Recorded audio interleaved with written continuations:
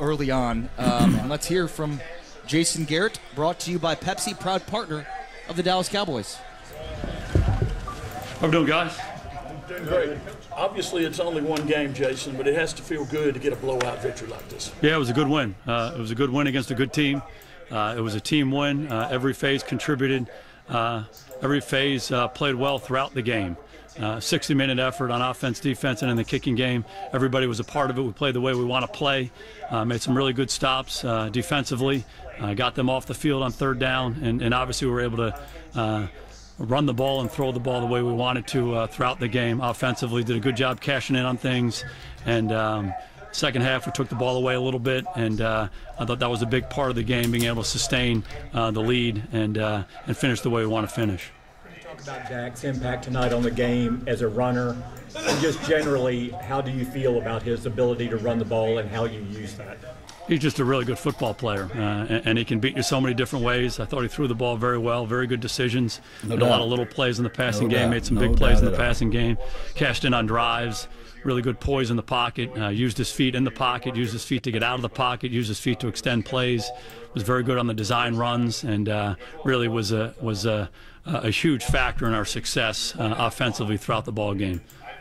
When he's effective running, especially early in games, maybe it settles him in the offense a little bit as far as its passing efficiency down the run. Yeah, again, ever since he's been here, he's been a guy who's been able to make impact plays with his feet. Again, by design, but also when plays break down. But again, I thought he did really well throwing the ball in all phases of it. From the pocket, on time, in rhythm. Conviction on his throws vertically down the field. Guys made some good plays for him on the other end of it. And then again, he moved, used his feet to extend plays, make some really positive runs, but also extended some plays and made some plays down the field throwing the ball after he got out of the pocket. So he's been able to do that really throughout his career. Certainly did that today. This defense is really coming together, and Van Der Esch had a breakout game this afternoon. Yeah, again, on all three levels of our defense, I thought we did a good job. Starts up front with those guys. It's good to have a couple of those guys back in the lineup. I thought we had a good rotation against them, and we got off the field on third down, and that was big in this game.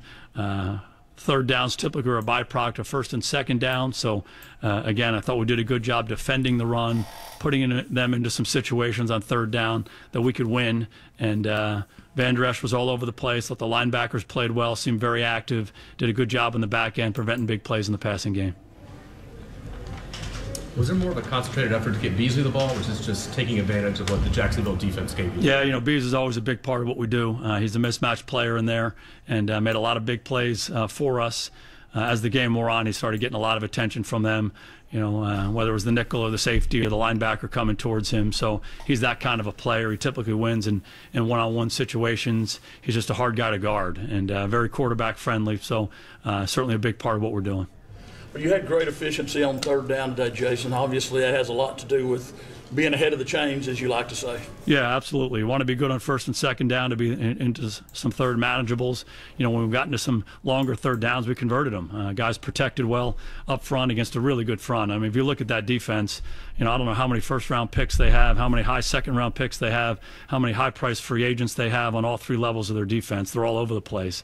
That's why they've been as good a defense in football over the last couple of years. But our guys did a good job blocking them up front. And again, I thought we had a good mix of run and pass. We're able to make some plays down the field in critical moments. In the second half, can you talk about the challenge of wanting to stay aggressive but also be smart with the lead and the clock? That's it. You want to stay aggressive. You want to be who we are and keep attacking them a lot of different ways.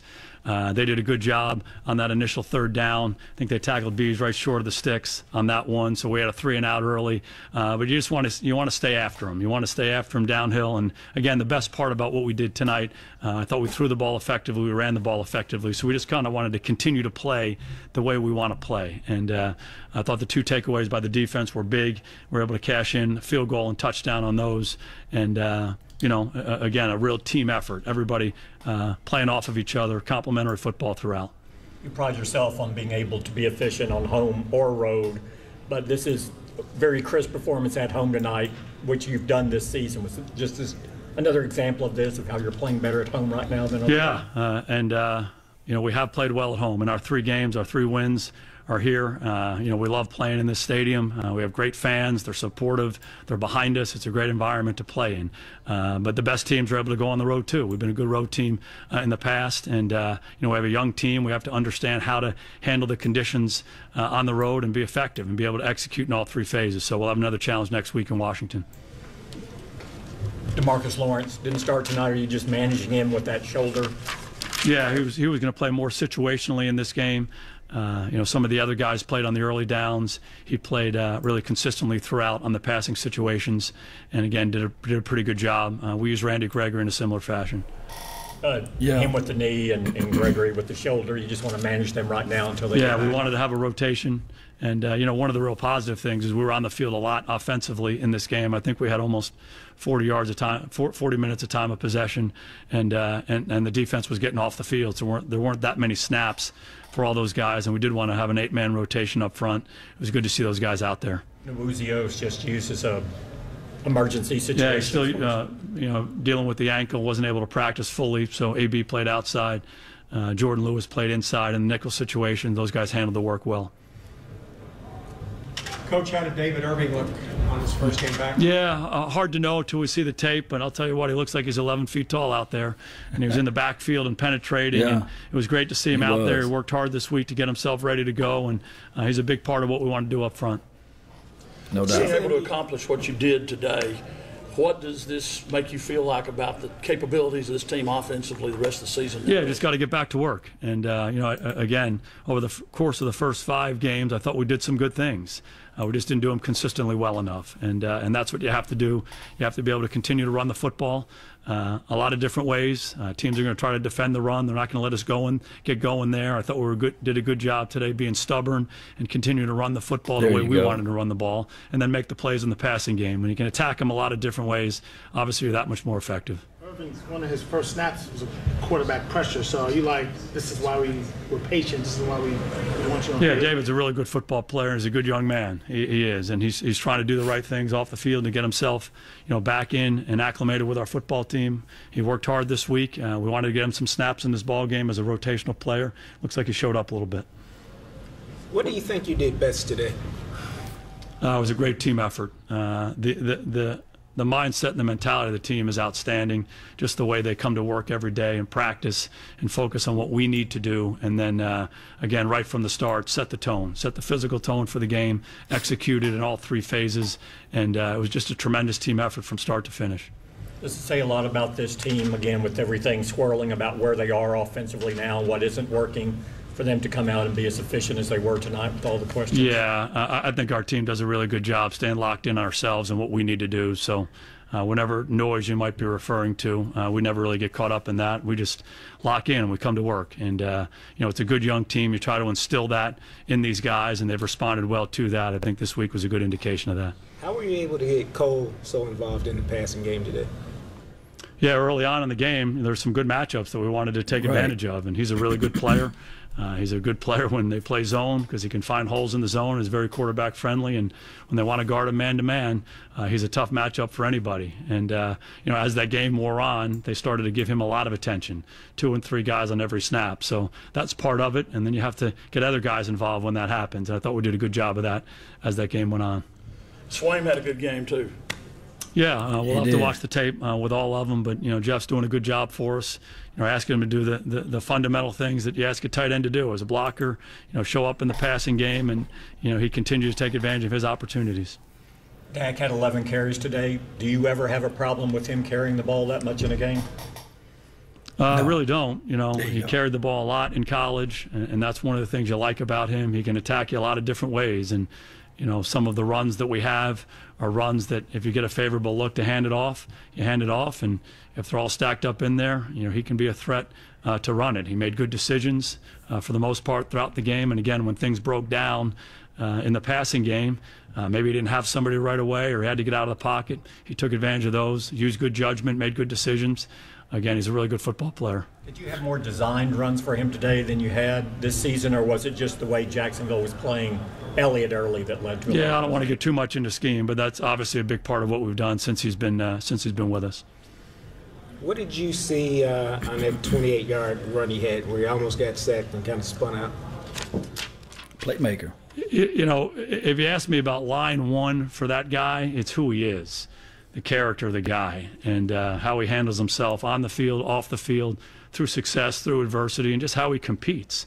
And, you know, he's a very talented guy. He's big, he's strong, he's athletic, he's flexible. He's a good passer, he's a good runner. But at the end of the day, what makes him the guy he is who he is, what his makeup, his character. And I think you see that on a play like that. It won't go down somehow, some way. He's going to keep the play alive and go do something good for your football team. And that's why guys follow him. That's why guys love him. He's an outstanding leader. Again, we're lucky to have him as our quarterback. Thank you, guys. All right, guys. Good to see you. Good stuff. Good stuff, Jason guys. Garrett on the Dallas Cowboys post-game show. We'll hear what Jerry Jones had to say after this. Coming up next, you're listening to the Dallas Cowboys Radio Network. Yes, indeed. So as they go to commercial break, hey, it's a fantastic game. Thank you, everybody, for tuning in to the nation. It's always a pleasure when we hit that W, especially at home. When we get that win at home, it's always a good feeling.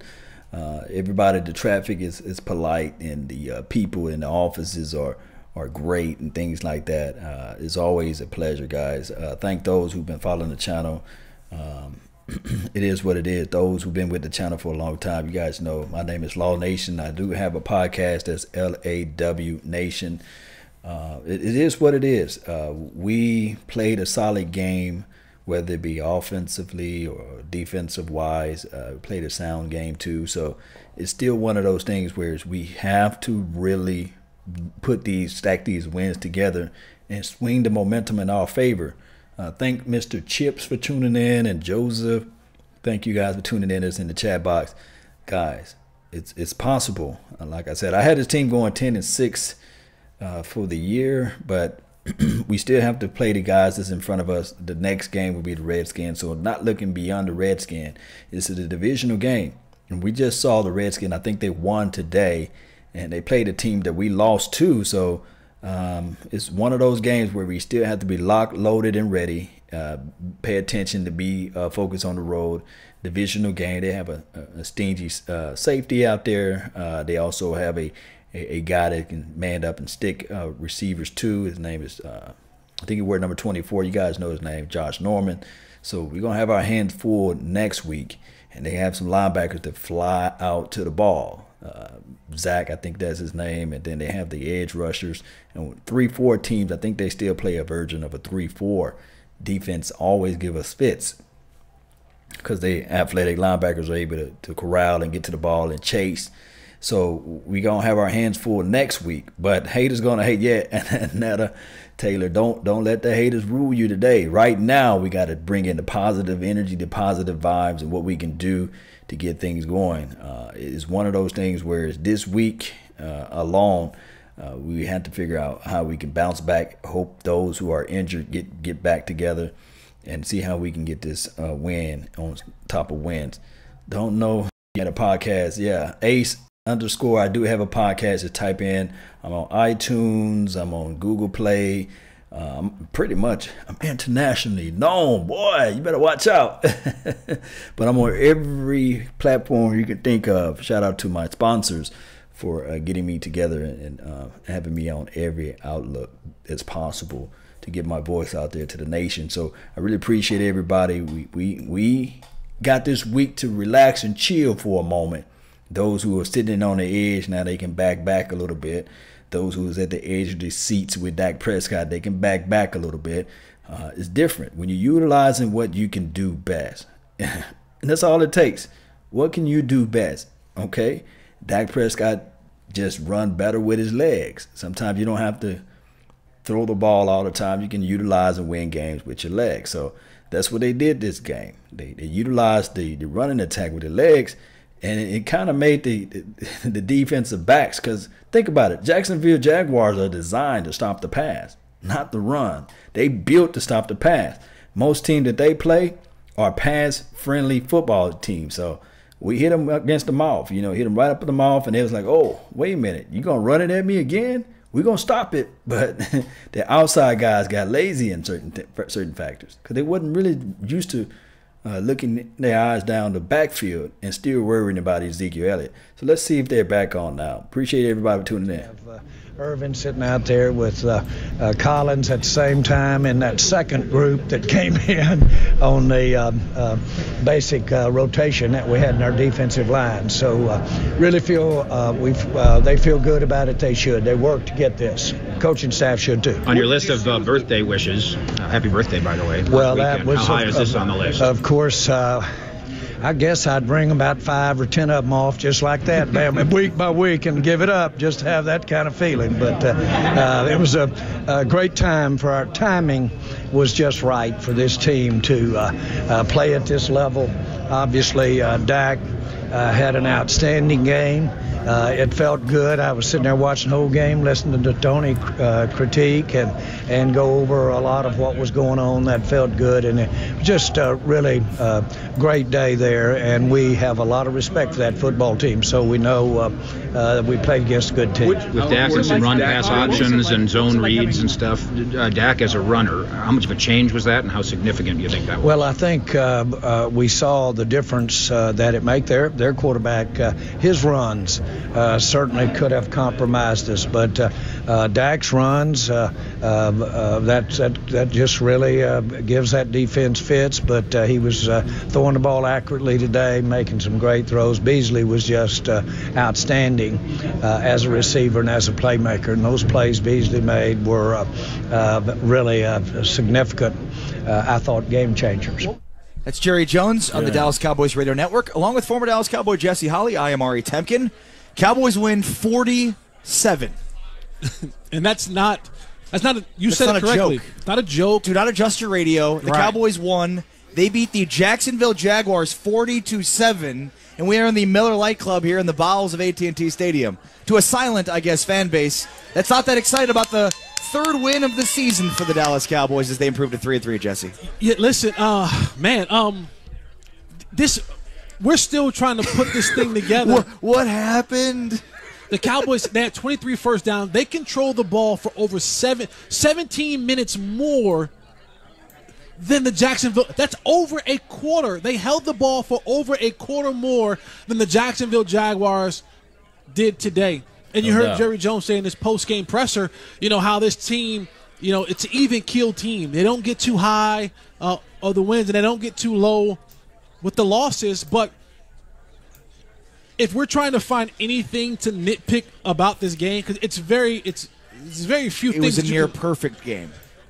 This team, in order for me to believe, in order for this 40-point win to mean something, in order for me to believe in this 40-point win, and believe that this team has turned a corner and had a revelation and really has figured this thing out, you have to go and put up another impressive performance. Now, I'm not asking for 40 points, but you have to go up to Washington next week, and you can't lay an egg. You can't go on the road next week and, struggle and look bad and all of a sudden lose your offensive creativeness and your execution and everything that we saw today. And this is the frustrating part about this team, Ari, is that we see the talent. We see players like Dak Prescott and Ezekiel Elliott and Cole Beasley, and we see all this talent there.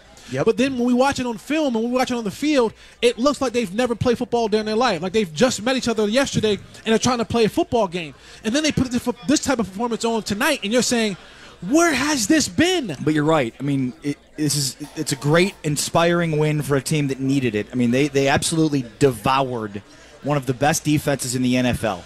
Listen, but next week they go to Washington, and you're right. If this win means less if they can't rebound next week and get after it. A lot of people lost money tonight. Like a lot. There's no way the margin was this big. 33 points? Cowboys were +2, so they were getting 2 points. Like, this is crazy. And Conor McGregor was in the house. Yeah. And so the Cowboys did the Conor McGregor strut. We saw Zeke Elliott do it. We saw Dak Prescott do it with their celebrations. He just lost. I'm sorry. All right, I'm sorry. I'm being the negative Nancy, right? No. I mean, he kind of. I don't want to strut like a guy who just watched what he just experienced. Did he not?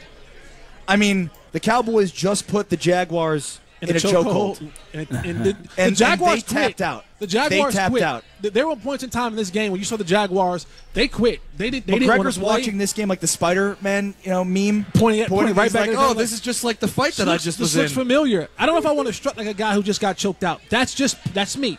That's Jesse Holly. That doesn't mean that those guys are wrong for doing it. But I don't want to strut like a guy who just got choked out. But more power to all the Cowboys. But this is the great thing about being a Dallas Cowboy. You never know who's coming to this game. Everybody wants to be a part of this machine. This is one of the biggest machines when you talk about media and visibility and notoriety. This is one of the biggest machines, not only in sports, but in the world. In the world. Anything that has to do with media type relation stuff. So people want to be connected. Right. Conor McGregor's a Cowboy fan now? Jerry's got to invite him out every week, yes? Right. Now Jerry, he's in Ireland, fly your plane out and be like, come on, Connor, let's get in the plane, we'll go. Now he's got to be at every single game. He has to be in every single game in every single city so they can strut the way they strutted, like they strutted today. So, but again, this is what the Dallas Cowboys brings. It brings the celebrities, it brings the stars, it brings all the people with the names out to the sidelines. Yeah, here was Jerry Jones on Conor McGregor's appearance at his stadium. He was inspirational. He visited with several members of the team on the field before the game, and I thought he was inspirational. He just energized every place he went in the stadium. You'd like to say we're going to have to get him in here for every game in order to have a good first half at least.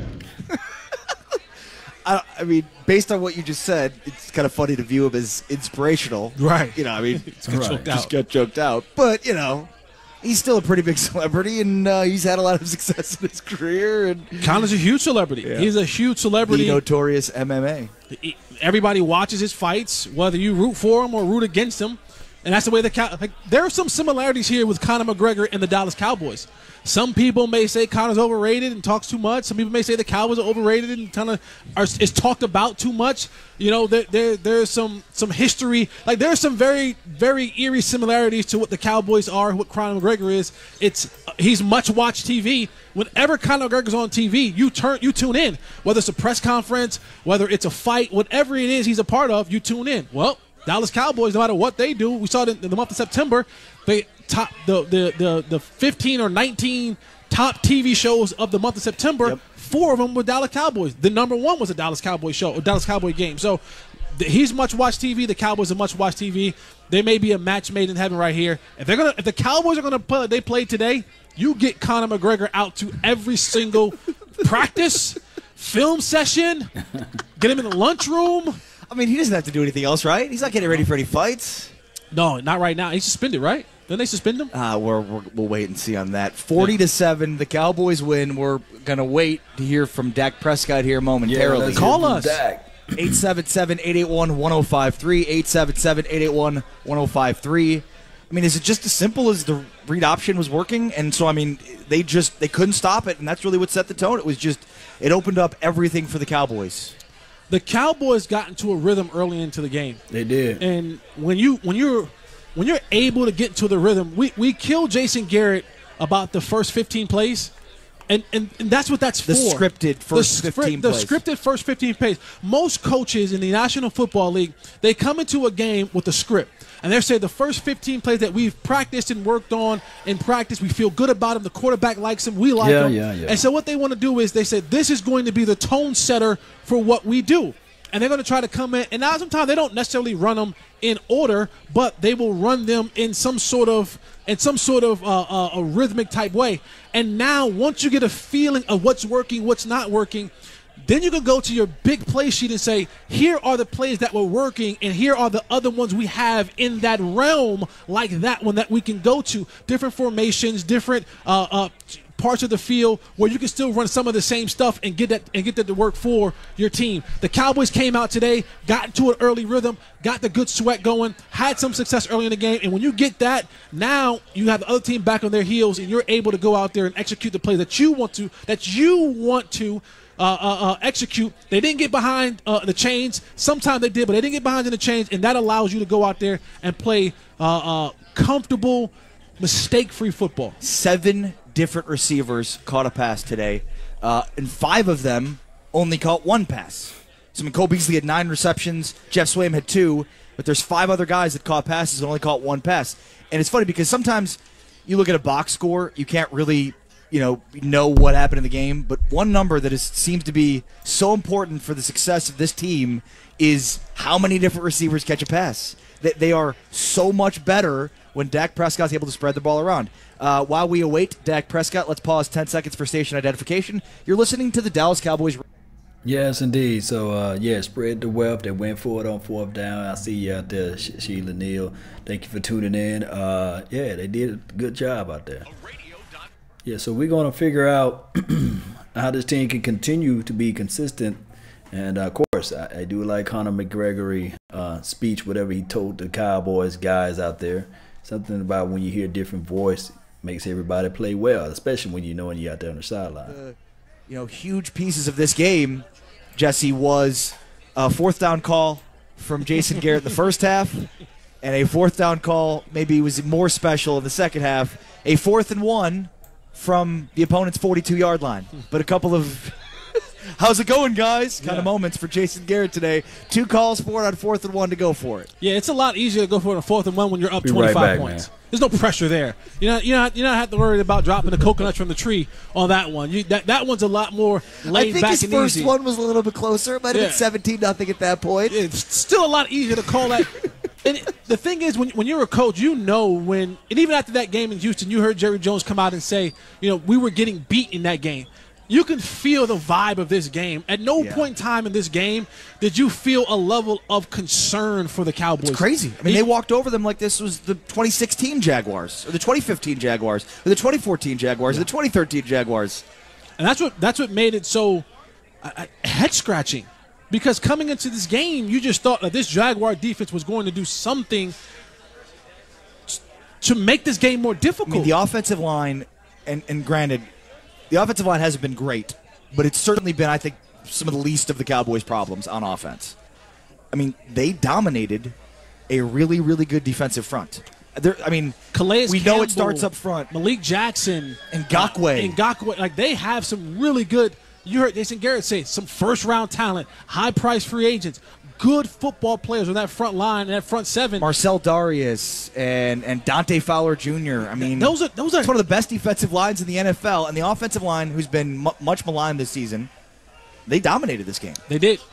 And these are the type of games where I talk about the mirror games. These guys, they look themselves in the mirror, and you have to have some sense of pride. You have to look yourself in the face and go, man, listen, I didn't perform last week well. We didn't perform well last week. Yep. If we go out here in front of our home fans and lay another egg, this locker room is lost. So guys take pride in that. They take pride. They hear us. You don't think they hear us? They hear the radio shows. Oh, totally. Even if they try not to. They see the Twitter accounts. Jordan Lewis came out this week and said, I'm going to roll up on some of y'all at y'all jobs at the plant and cuss some of y'all out for not doing your jobs right. So they hear all of these things, man. They aren't averse to those, and when they hear it, they come out and perform. All right, here's a very happy Dak Prescott with a maroon bow tie. Nice suit. Loved running today. They gave me the opportunity to. Obviously we got a couple of good pull reads in, bitings down. Was able to go. Guys did a great job blocking on perimeter. Then other than that, they're playing man coverage and able to get out of the pocket and have some green grass and just have success at it. Dak, what impact do you feel your running had on the game today? And when you're able to run that effectively early, does it allow you to get to some things in your passing game? Yeah, I think it just opened everything up. As I said, some of it was called runs and just read options, and the end gave us the read to keep it, and then a couple of them were just man-to-man protection or man-to-man coverage, and the protection was solid and able to get out of the pocket and make them pay. So at that point, they needed to get a spy guy or make some adjustments on their part, and just opened up everything for our offense. You had a couple of double dribbles that you feel that was your day when those balls bounced right into your hands, those fumbles. The way they both, I kind of lost both of them. I kind of knew that was a simple bounce up. So, it's just important to stay calm in those moments and don't get to diving and, able to get some fortunate bounce. How good does it feel for the offense to control this game like you did today? Yeah, it felt great. Just to be out there, time possession, keeping the ball like we did, keeping the defense, keeping the defense energized and off the field. Definitely just helped the team and allowed us to play great complementary football, something that we hadn't been doing this season. How much does this team need, not just to win, but a performance like that? It was huge. As I said, I mean, it was huge from the point of complementary football. It's definitely the best we've played, from executing on offense and making taking advantage of when the defense giving us turnovers in good field position. We're just feeding off of each other, and we felt it early. I don't know if it was Conor McGregor or whatever it was, but we came out and attacked, and it was a great win. What does it say about this group, especially offensively, with as poorly as you've played overall leading up to this game and some of the questions going around outside, that you have this level of performance as a group? Yeah, we haven't questioned anything inside. We leave the questioning to y'all. We've known from I've told y'all from after the first week or second week that we weren't doing as well or performing to our standards, that we're 1, 2, 3 plays away. The difference was the night we made those plays, and we still missed a deep ball here, missed a play there that just allows this offense to be that more explosive. So, I mean, we know what we have, we know what we've got, so it's important us to just stick together, stay confident, and know the team that we have, and it was great to go out there and put on display. That connection with Beasley, can you talk about that and why that's so good for you? Yeah, I mean, Bees is a guy that we've just always had a good connection. A guy that just played quarterback back in the day, so he has a great feel for coverages and man-to-man and knowing how to get open. We knew we were going to have some opportunities against these guys, and he went out there and did a great job. We did a great job game planning all week long for that, and he was excited. Talked about it all week long, how he was going to have a big week. So it was great for him to come out here and do that. He was fired up to go against that secondary? Yeah, he was. I mean, from Tuesday on, I mean, he was fired up. He's texting me late Friday night. He was taking care of his body. You could just tell. I mean, there was just an energy. He was ready to go.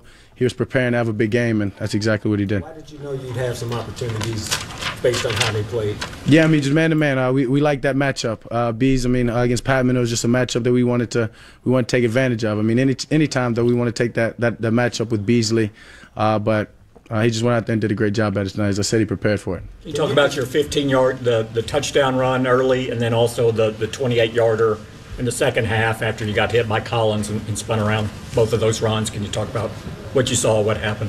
Yeah, I mean, the first one was a called run. I mean, it was after we thought it was a touchdown.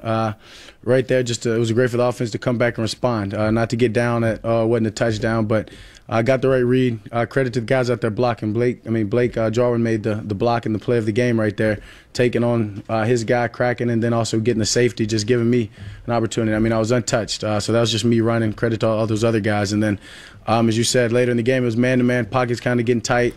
Able to spin out of it, keep my balance, and at that point, receivers have been winning all night, so guys were playing tight coverage on them and just allowed me to have open field and run.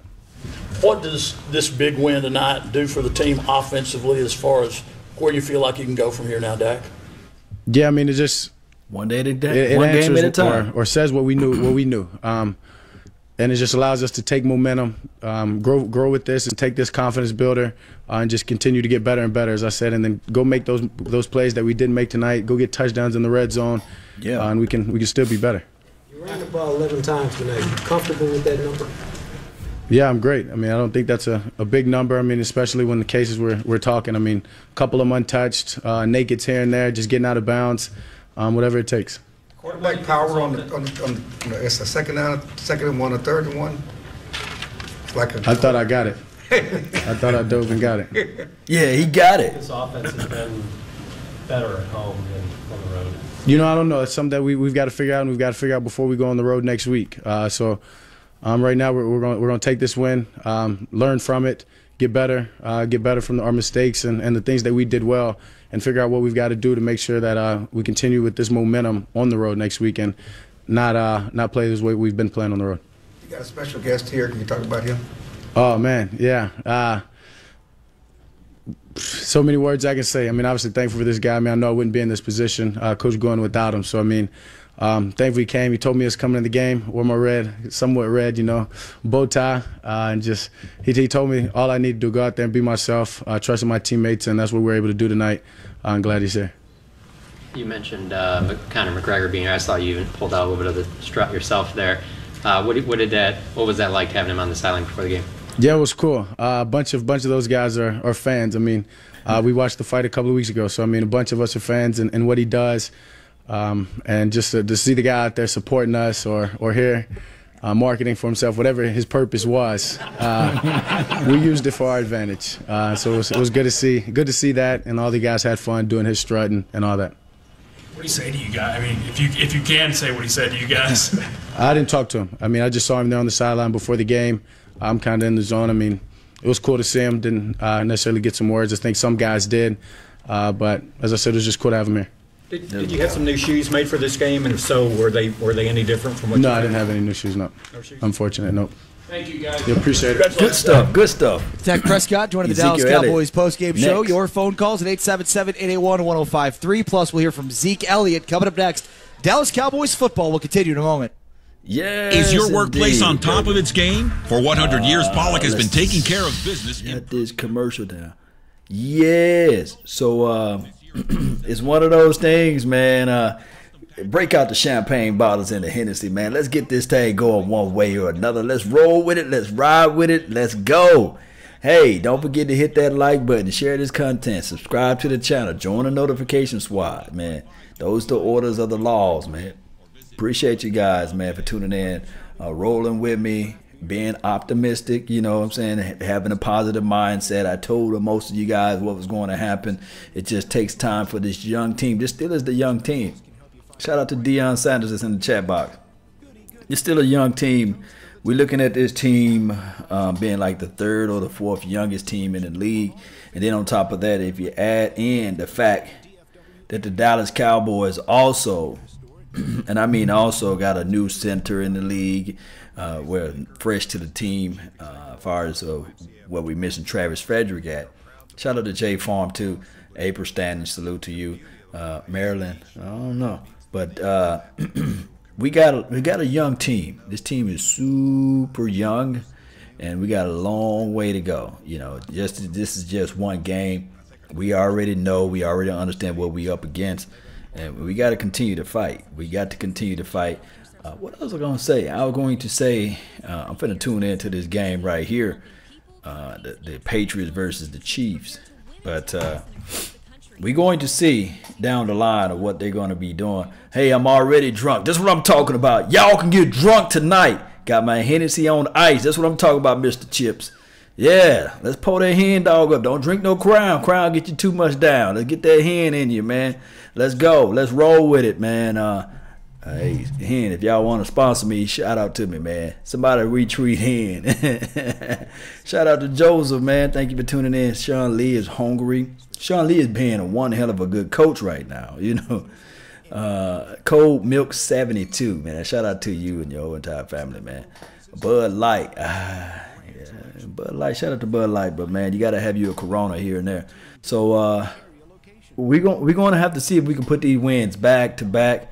Let me see how many people we got on the YouTube universe, man. I got to figure out how many people we got live, you know. See if I still want to continue to do this thing. 321 people on the YouTube live right now watching me, man. Put down where y'all from, man. Where y'all watch the game from. Put that down in the inbox. Yes, put that down in there, man. Gallup could have had him a nice little touchdown. Couldn't get that left foot down, man. If he can get that left foot down. Yeah, let's see what they talking about now, man, on the Miller nation. Lite Club here at AT&T Stadium. Cowboys win 40-7. We're brought to you by 40. Academy 40. Sports and Outdoors. Put Yes, 40 Jesse? of them. 40. 40 days, 40 nights. 40. Not On the 39. Jaguars. 40. And not like the Jaguars any other year, you know, Jaguars. Like the #1 defense of the NFL, Jaguars. We're brought to you by Academy Sports and Outdoors, a store with top brands like Ain't Adidas, #1 no Shimano, more. Rawlings, With that Columbia, 40 on all at guaranteed prices like you've Yeah, never April, seen. we live like Visit in-store 95. or at Academy. Shout out to the Paul Masson. 877-881-1053. Let's go to the phones. Scott is in Jersey, and he's been on hold the Scott. whole time. Scott, go ahead. You're on the Dallas Cowboys Radio Network. What's up, Scott, man? You are consistent, Hey guys, Scott, what's going man. on? Every week, It's I always love good you. to call after a win. I got 2 good points tonight. My first point is we definitely have the best offensive and defensive line in all of the NFL. Correct? Do you agree with that? I don't This agree. week, I don't, yes. I don't agree with that. This week, yes, absolutely. And listen, when we get Sean Lee back, we're going to have the best offensive, if not offense, maybe one or two, best defensive line, best linebackers in all of the NFL. Appreciate the phone call, Scott. Thank you very much. Scott, don't. Interesting question. So the Cowboys run a lot of nickel, right? Yes. And they only have 2 linebackers on the field when they do that. And they've Correct. had a lot of success with Jaylon Smith and Leighton Vander Esch. Vander Esch, yeah. Sean Lee comes back. Anchorage, Alaska. What are you doing? You go with the young guns. You go with the young guns. Now, knowledge-wise, neither one of those guys, if you put their brains together, they don't have more knowledge than Sean Lee. Not even close. But Sean Lee dreams about being athletic as those two guys. Right. And what you have now is you have 2 guys who are playing some pretty good football. And you have Sean Lee, who is a guy who's aging and whose body continues to fail him. So what you do is now you put Sean Lee back in the uniform when he's ready to play again. You find special moments for him to go out there and play. But you continue to... Shout out to Felborn for making the donation to help grow the nation. Appreciate you. I don't see Sean Lee being on this football team next year. No. They drafted You're right. Leighton Vander Esch for purposes just like this and beyond. So you continue to allow Sean Lee to help them develop.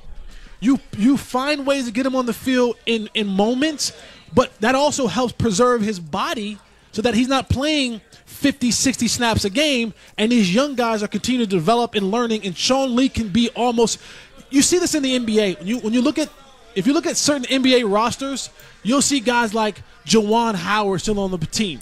You're like, why is Juwan Howard still on the team? Juwan Howard still playing? Dirk Nowitzki. There's some of these veteran guys who were really good in their heyday, and teams will pay them $1 million, $2 million, just so they can have their presence in the locker room, on the practice court, and to be able to coach the young guys in a way that players understand it, because it's different when it comes from a coach. Yes. When it comes from Sean Lee, those guys' ears perk up, they listen, they respect him, and they know him like a big brother. So a guy like Sean Lee can bring a ton of value simply because of his knowledge of the game and him being able to teach these young guys.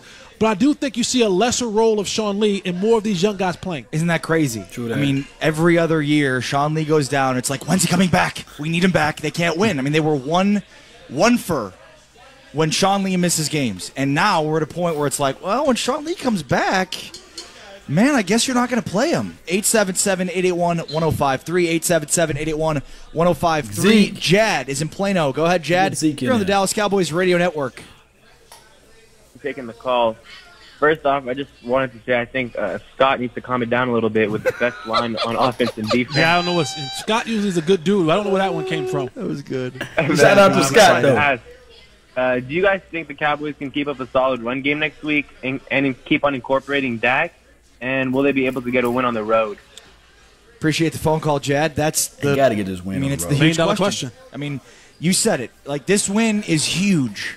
You beat this good of a defense at home, 40-7, but you have to win divisional games, right? Like, conference games are cool, or games against the opposing conference is cool, and it's fun to win when you beat good teams. But when it comes to the standings, making the playoffs, the only thing that matters, or the most important thing that matters, is those divisional games. And they've got a big one. They're 1-0 in the division so far.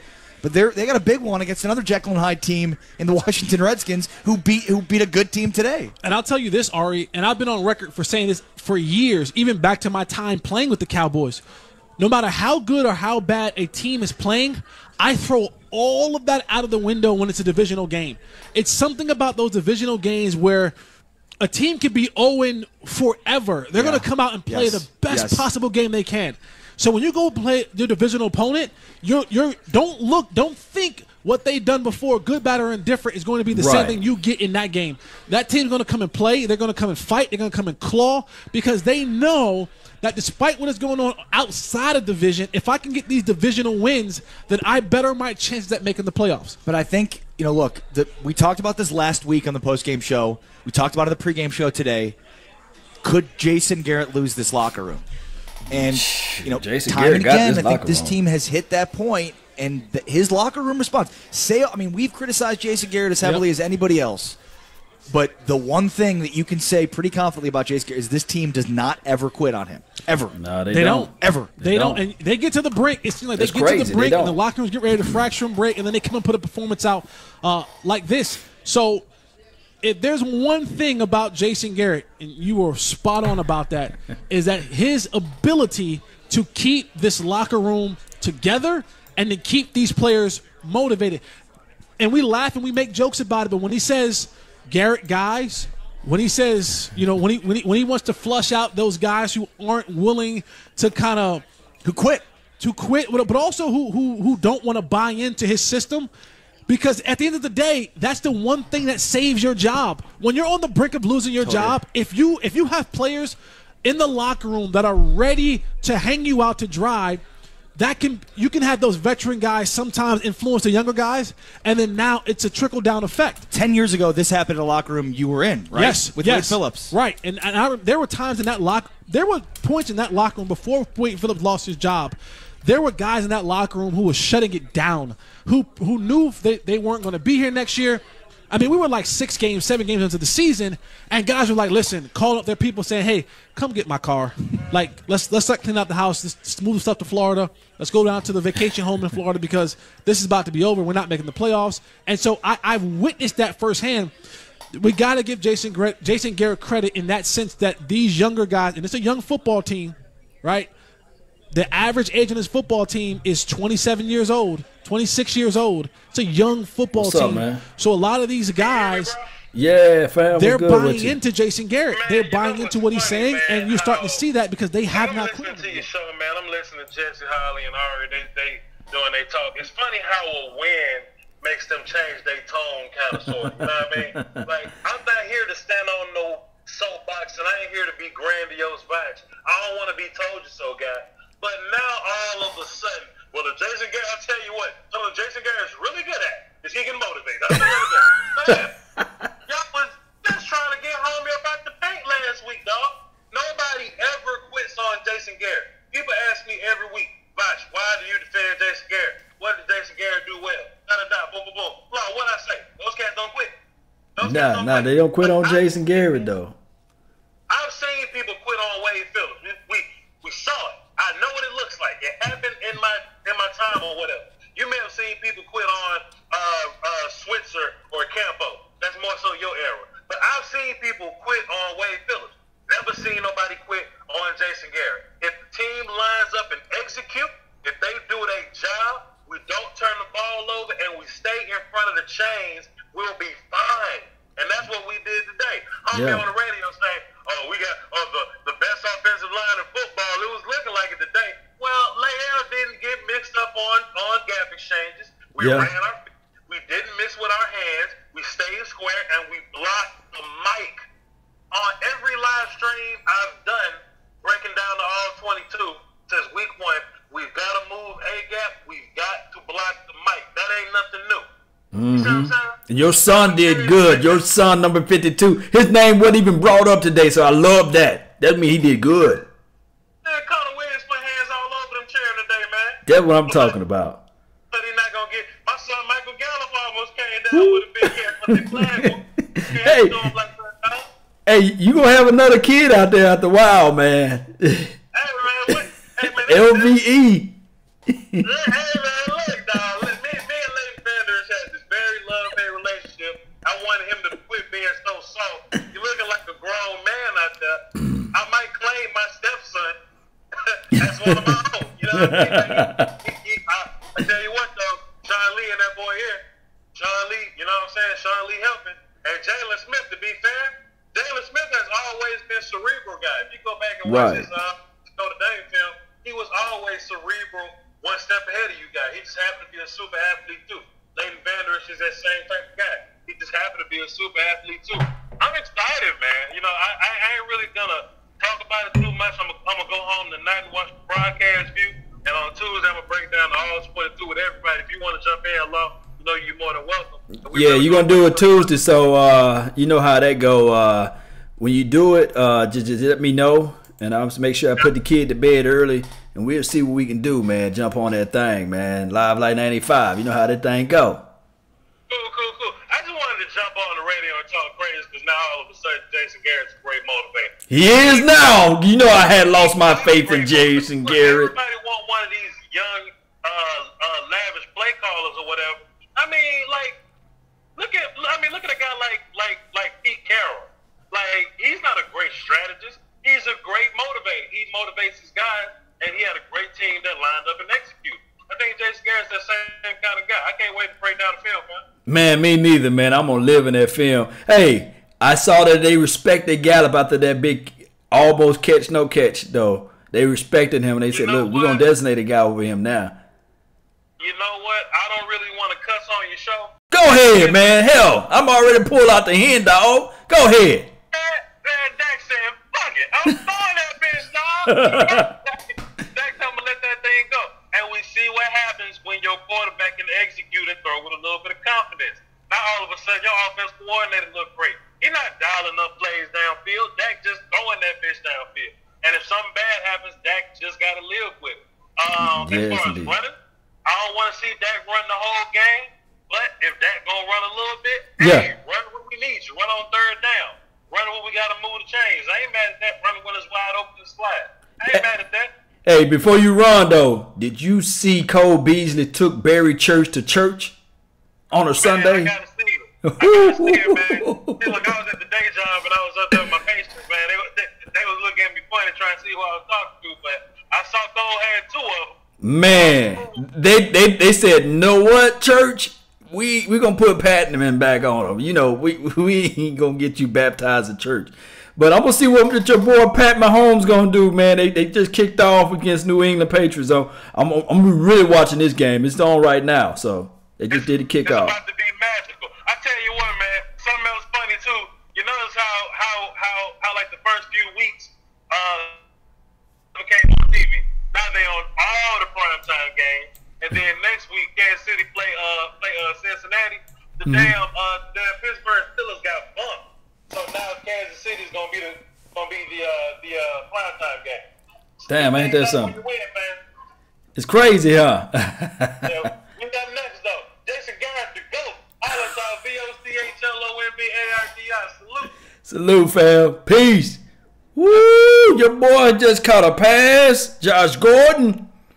Boy, he's mitty. Can you imagine Josh Gordon on his team? Oh, my God, man. Let's see what 105.3 The Fan is saying now. I appreciate everybody for tuning in. Don't forget to follow my guy, my brother from another mother, Voch Lombardi, VOCH Lombardi. That's where the party at. Go back 30-something years when the Eagles had a dominant defense and they were simple. Mm-hmm. They were just so good at it. They did the same thing all the time. Danny White used to say he would rather play somebody with more talent like them because he knew what they were going to do than someone with less talent who was completely unpredictable and did something off the charts. So Jacksonville's been very good. They believe in what they do. It's worked until last week, and you can make a case for them having some bad luck last week. Interception for a touchdown on a screen pass. Ball bounces off the guard, gets picked off in the end zone. Right.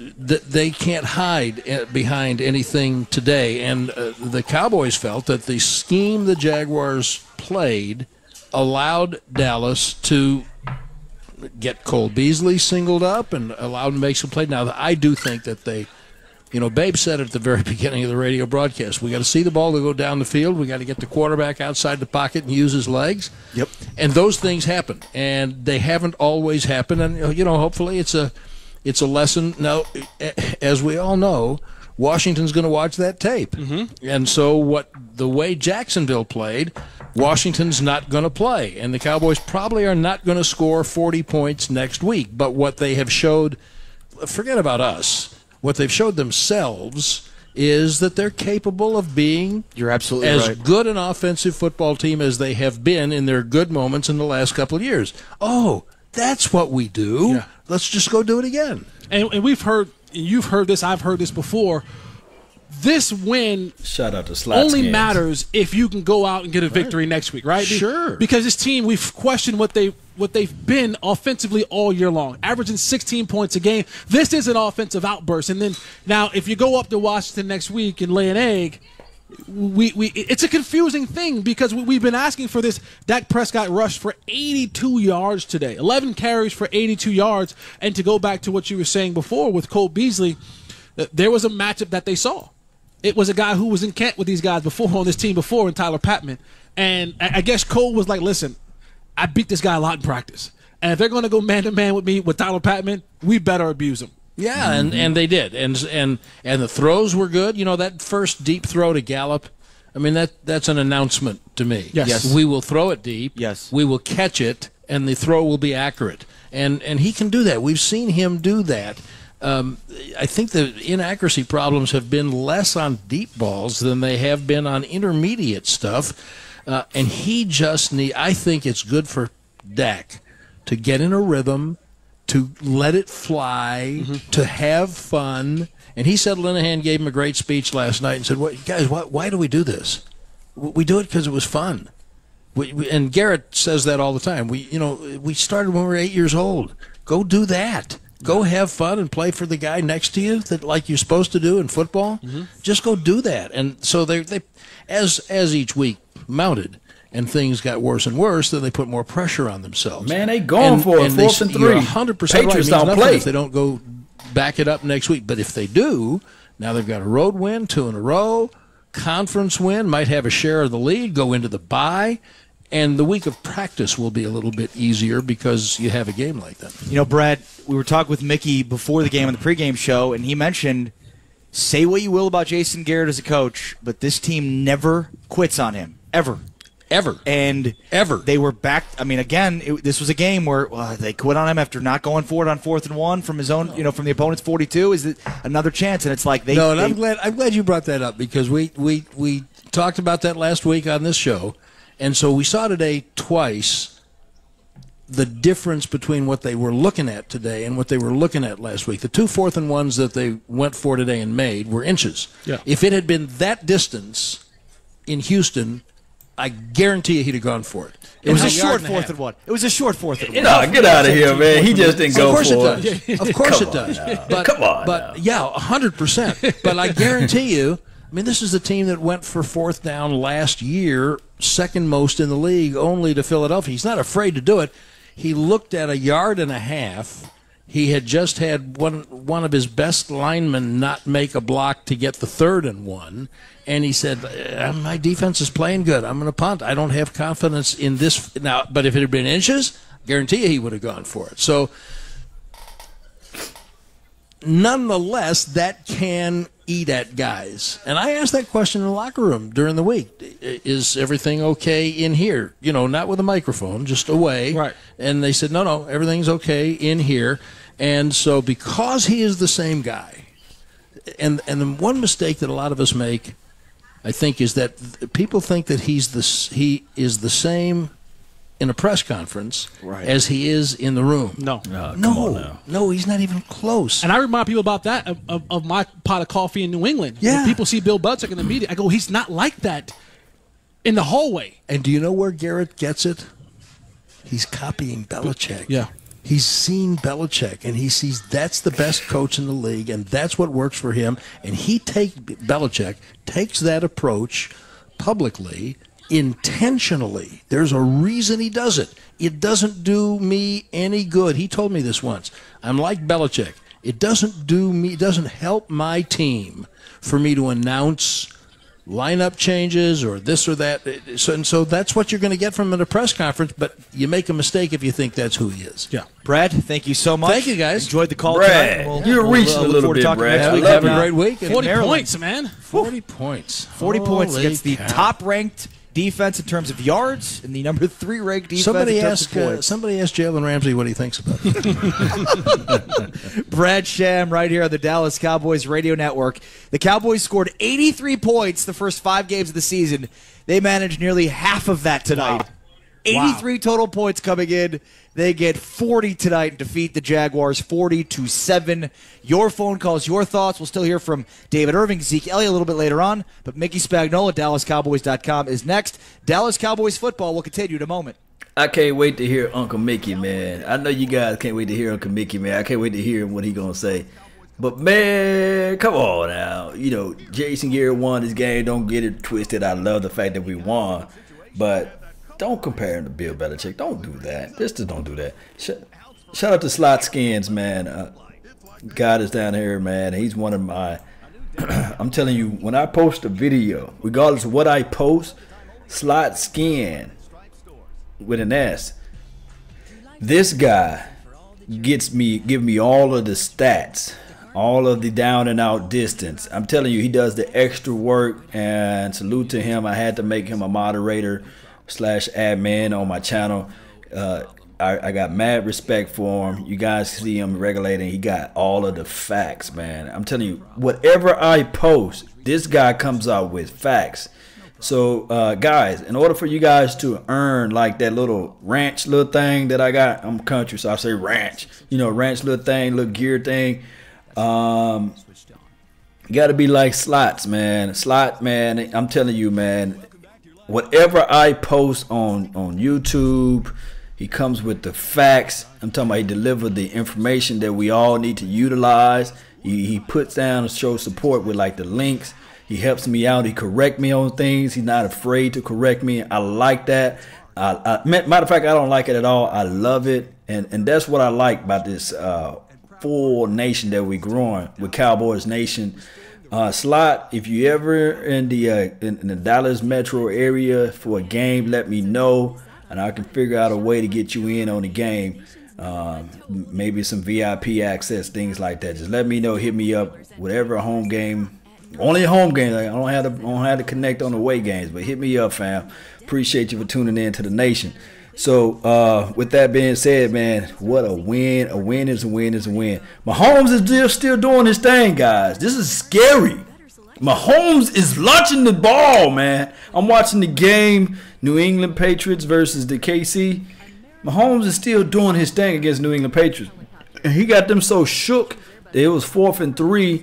And they were still able to go for it. The Patriots were able to go for it, although they didn't get it. So Kansas City Chiefs looking like the real deal. So it may be one of those things. It'll be crazy, you know, Kansas City versus the Rams or what have you. But hopefully we can figure out a way to shake things off and stand on top of it down the line.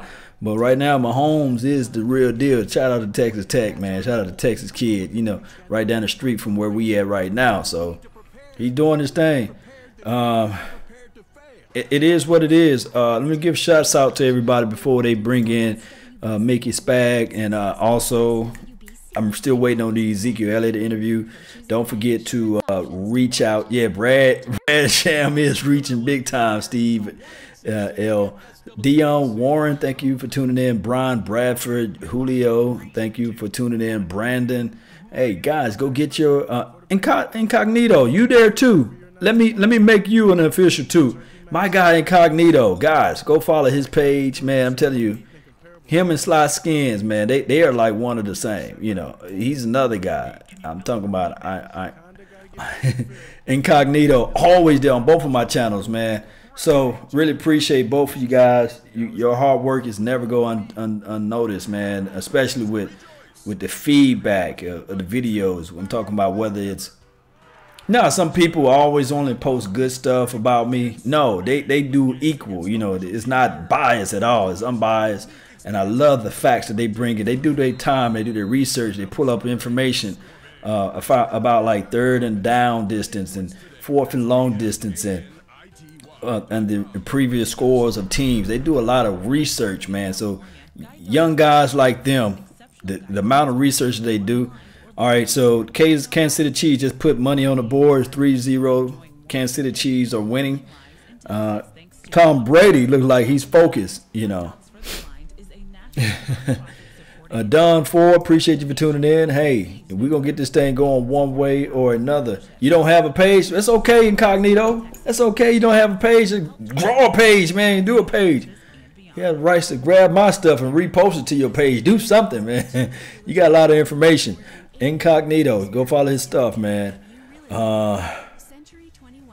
Jared AF, man, gonna get $5 if the Kansas City win. Come on, man, you gotta bump it up a little bit.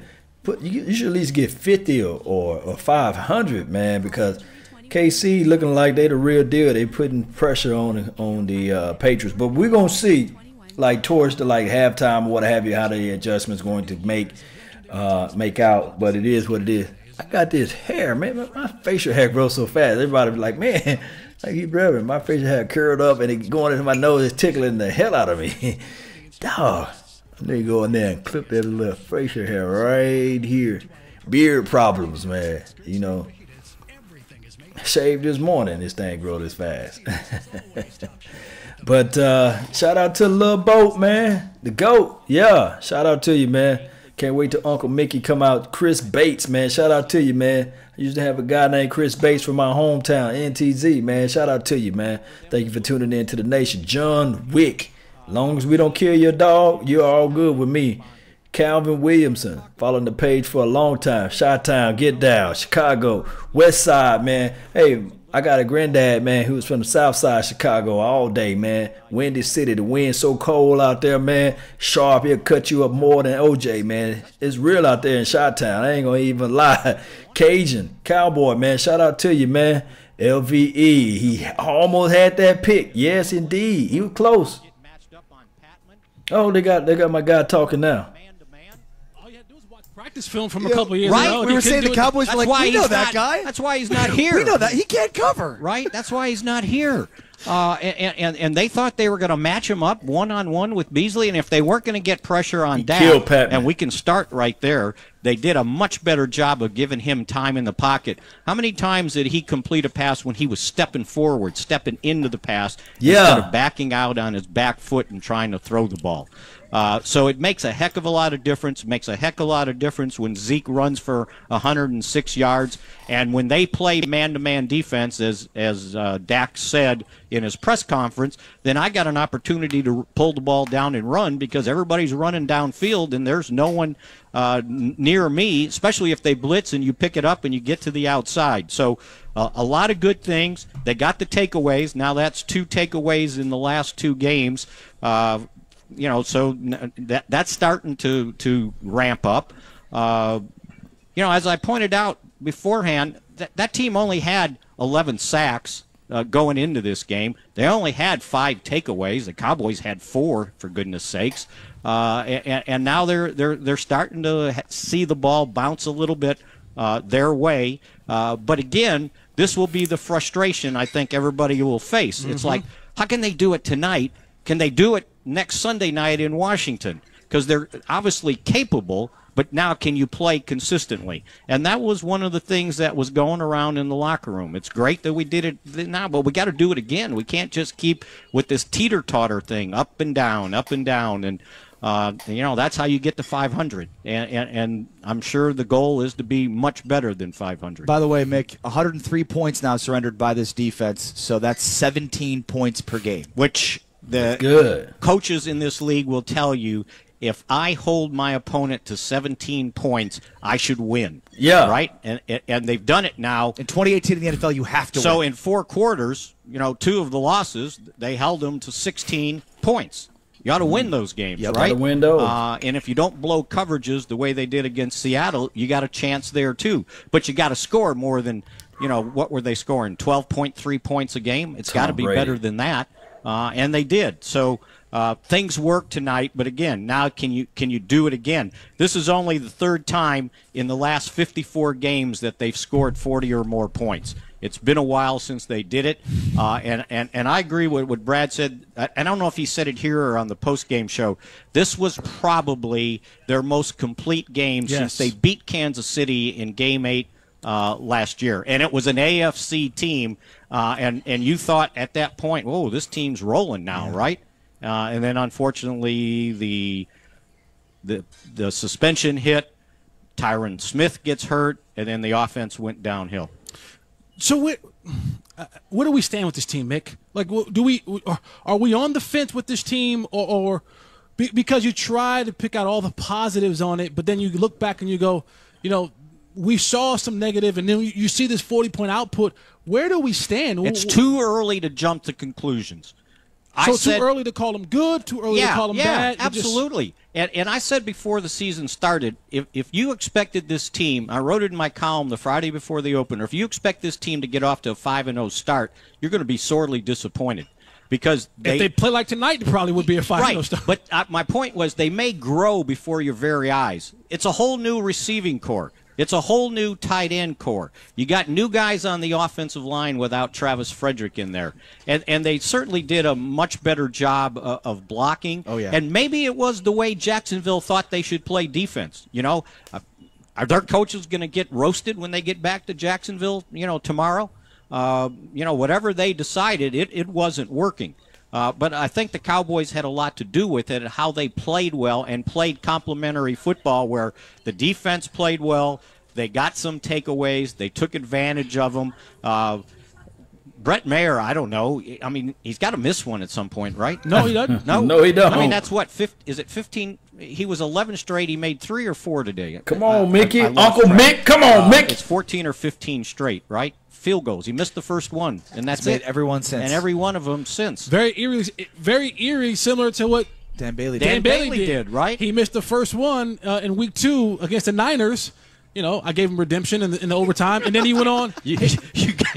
I gave him redemption. And he was able to make the game winner. He made the game winner, and then he went on and made, 29 more in a row? Something like that. Yeah, he's got a long ways to go, so he better not be satisfied with it. And, you get him doing that. You got guys making plays on defense. I mean, they're out there without Awuzie, right? Right. And they stepped up.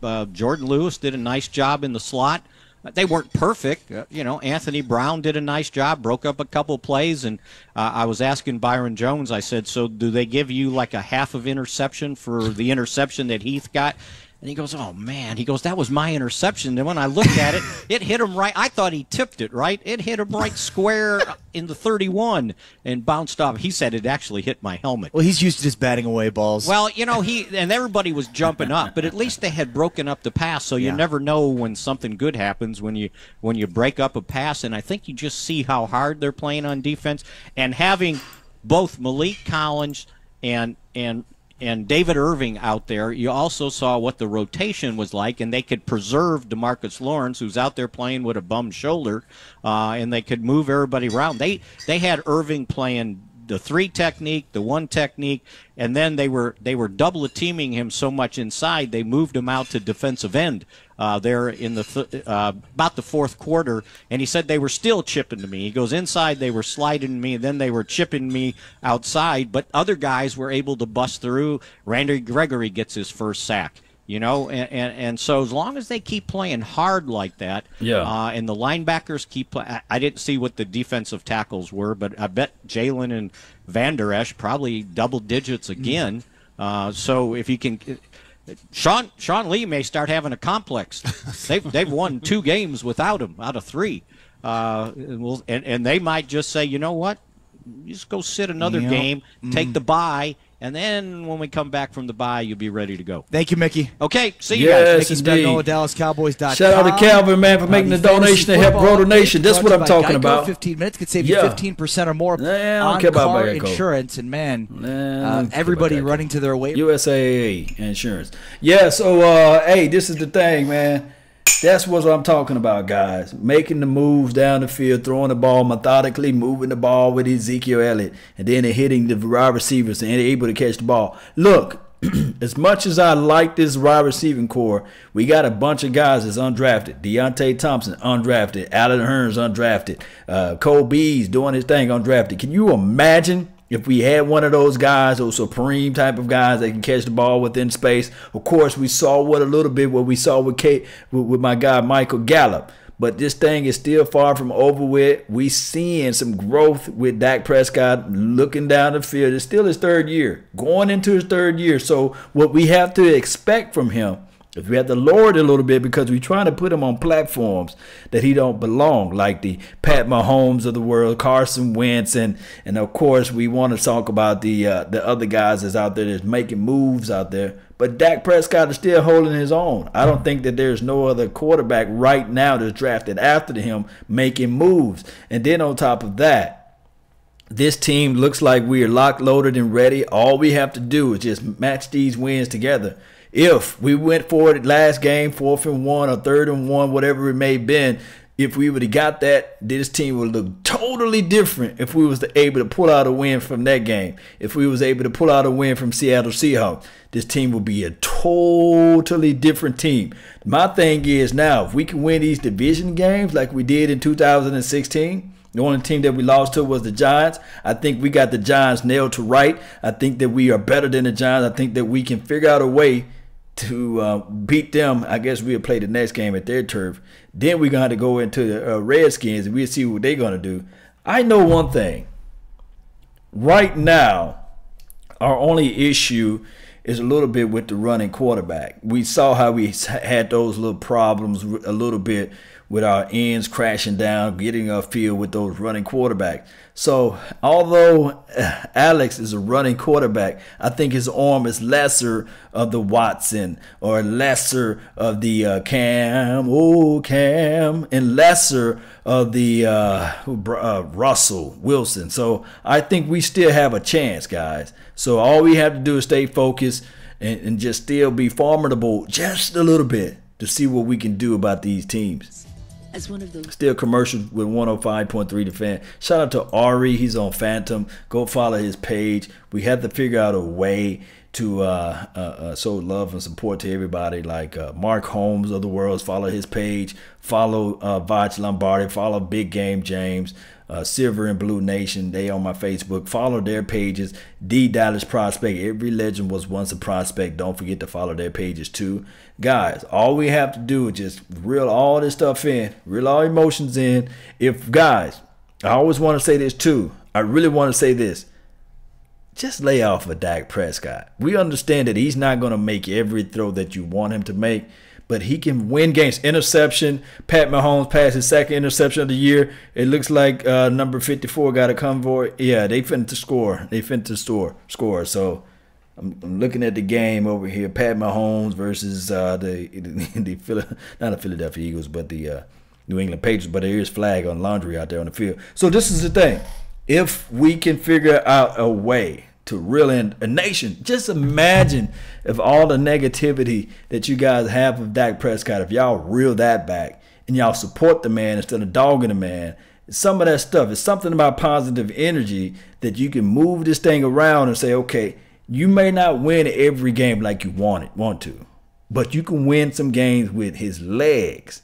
If you can make the teams that when they play in man-to-man defense, if Dak Prescott can make them pay, OMG, this can be a team that can be a threat. And I think, and I'm going to knock on some wood, I think that Dak Prescott health-wise is real good in the sense where he's big, he can absorb some of those hits, and he's not as fragile as a quarterback that's running the ball like an RG3. So he's not as fragile as those guys. He's not as fragile as a Marcus Mariota, as my guy Sly Skin says. So we can have the possibilities and chances if we gonna all get together, the Cowboys Nation, and say the New England Patriots just scored 10-3.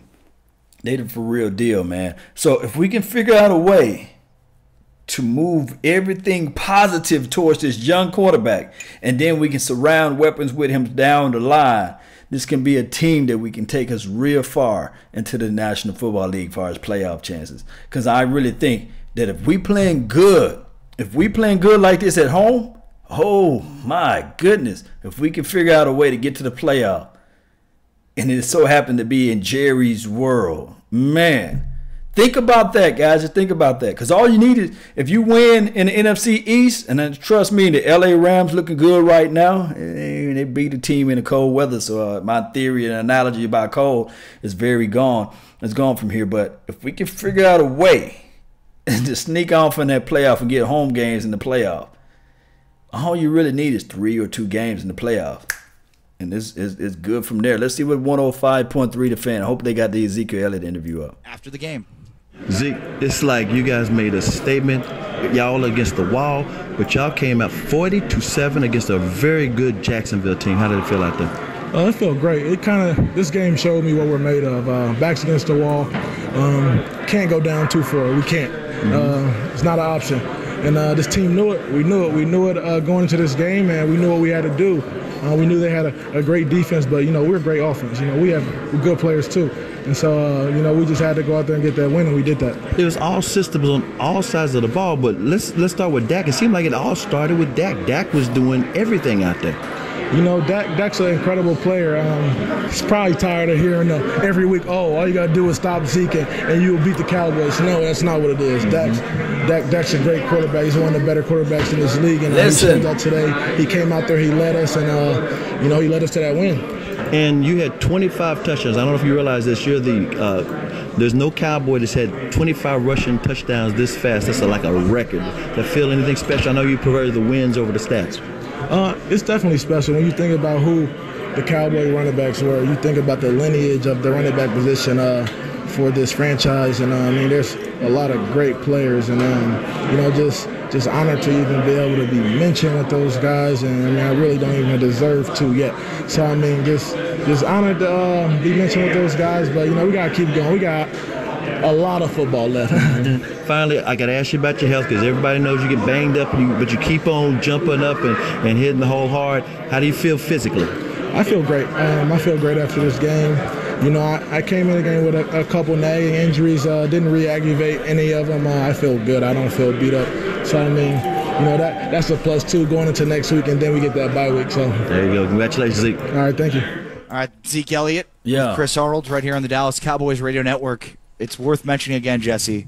The Cowboys going into this game had scored 83 points in 5 games. They scored basically half of that here today.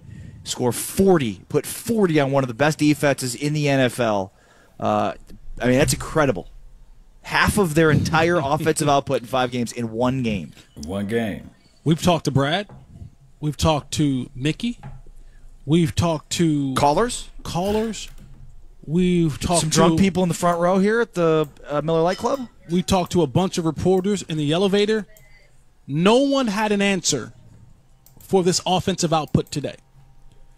And I don't know if that's a good thing or a bad thing. Mickey was very adamant about saying, you can't judge a football team. Hey, before we say another word, everybody say, hey, Miss Jackie. Shout out to Miss Jackie. What are they doing? They do a swivel kick, Kansas City Chiefs versus the New England Patriots. I don't know what they're trying to do, but this is what it is. It gives you some trends. Not everything, but trends. You start to trend on what you do well, what you're not doing well, and things can change. It can fluctuate up and down, but this today will have a lot of people driving home, smiling, happy because they won, but also scratching your head and saying, where did this come from, and how can we continue this? Because nothing about the way this team played this year, not even in training camp, because the offense wasn't playing well in training camp. It was an all defensive training camp. Yep, you're right. We can find nothing that really tells us that, this is something that they can do consistently. Not granted. Even the good teams, your New England's, your Kansas City's, your New Orleans, your high-powered offense are not putting up a 40-piece. But what is it about this team that you can try to hang your hat on that and say, you know what, maybe not 40, but we can get 28, 30 points a game. Well, look, Baltimore is the #1 defense right now in the NFL as far as points. They were #1 coming into this week. It's 77 points given up in 5 games and shut out Tennessee today. Mm-hmm. So, I mean, Baltimore is like giving up 40 or 14 points a game, which is absurd. But the Cowboys holding the Jaguars to 7 points move up into 2nd place for their scoring defense at 103 points in 6 weeks.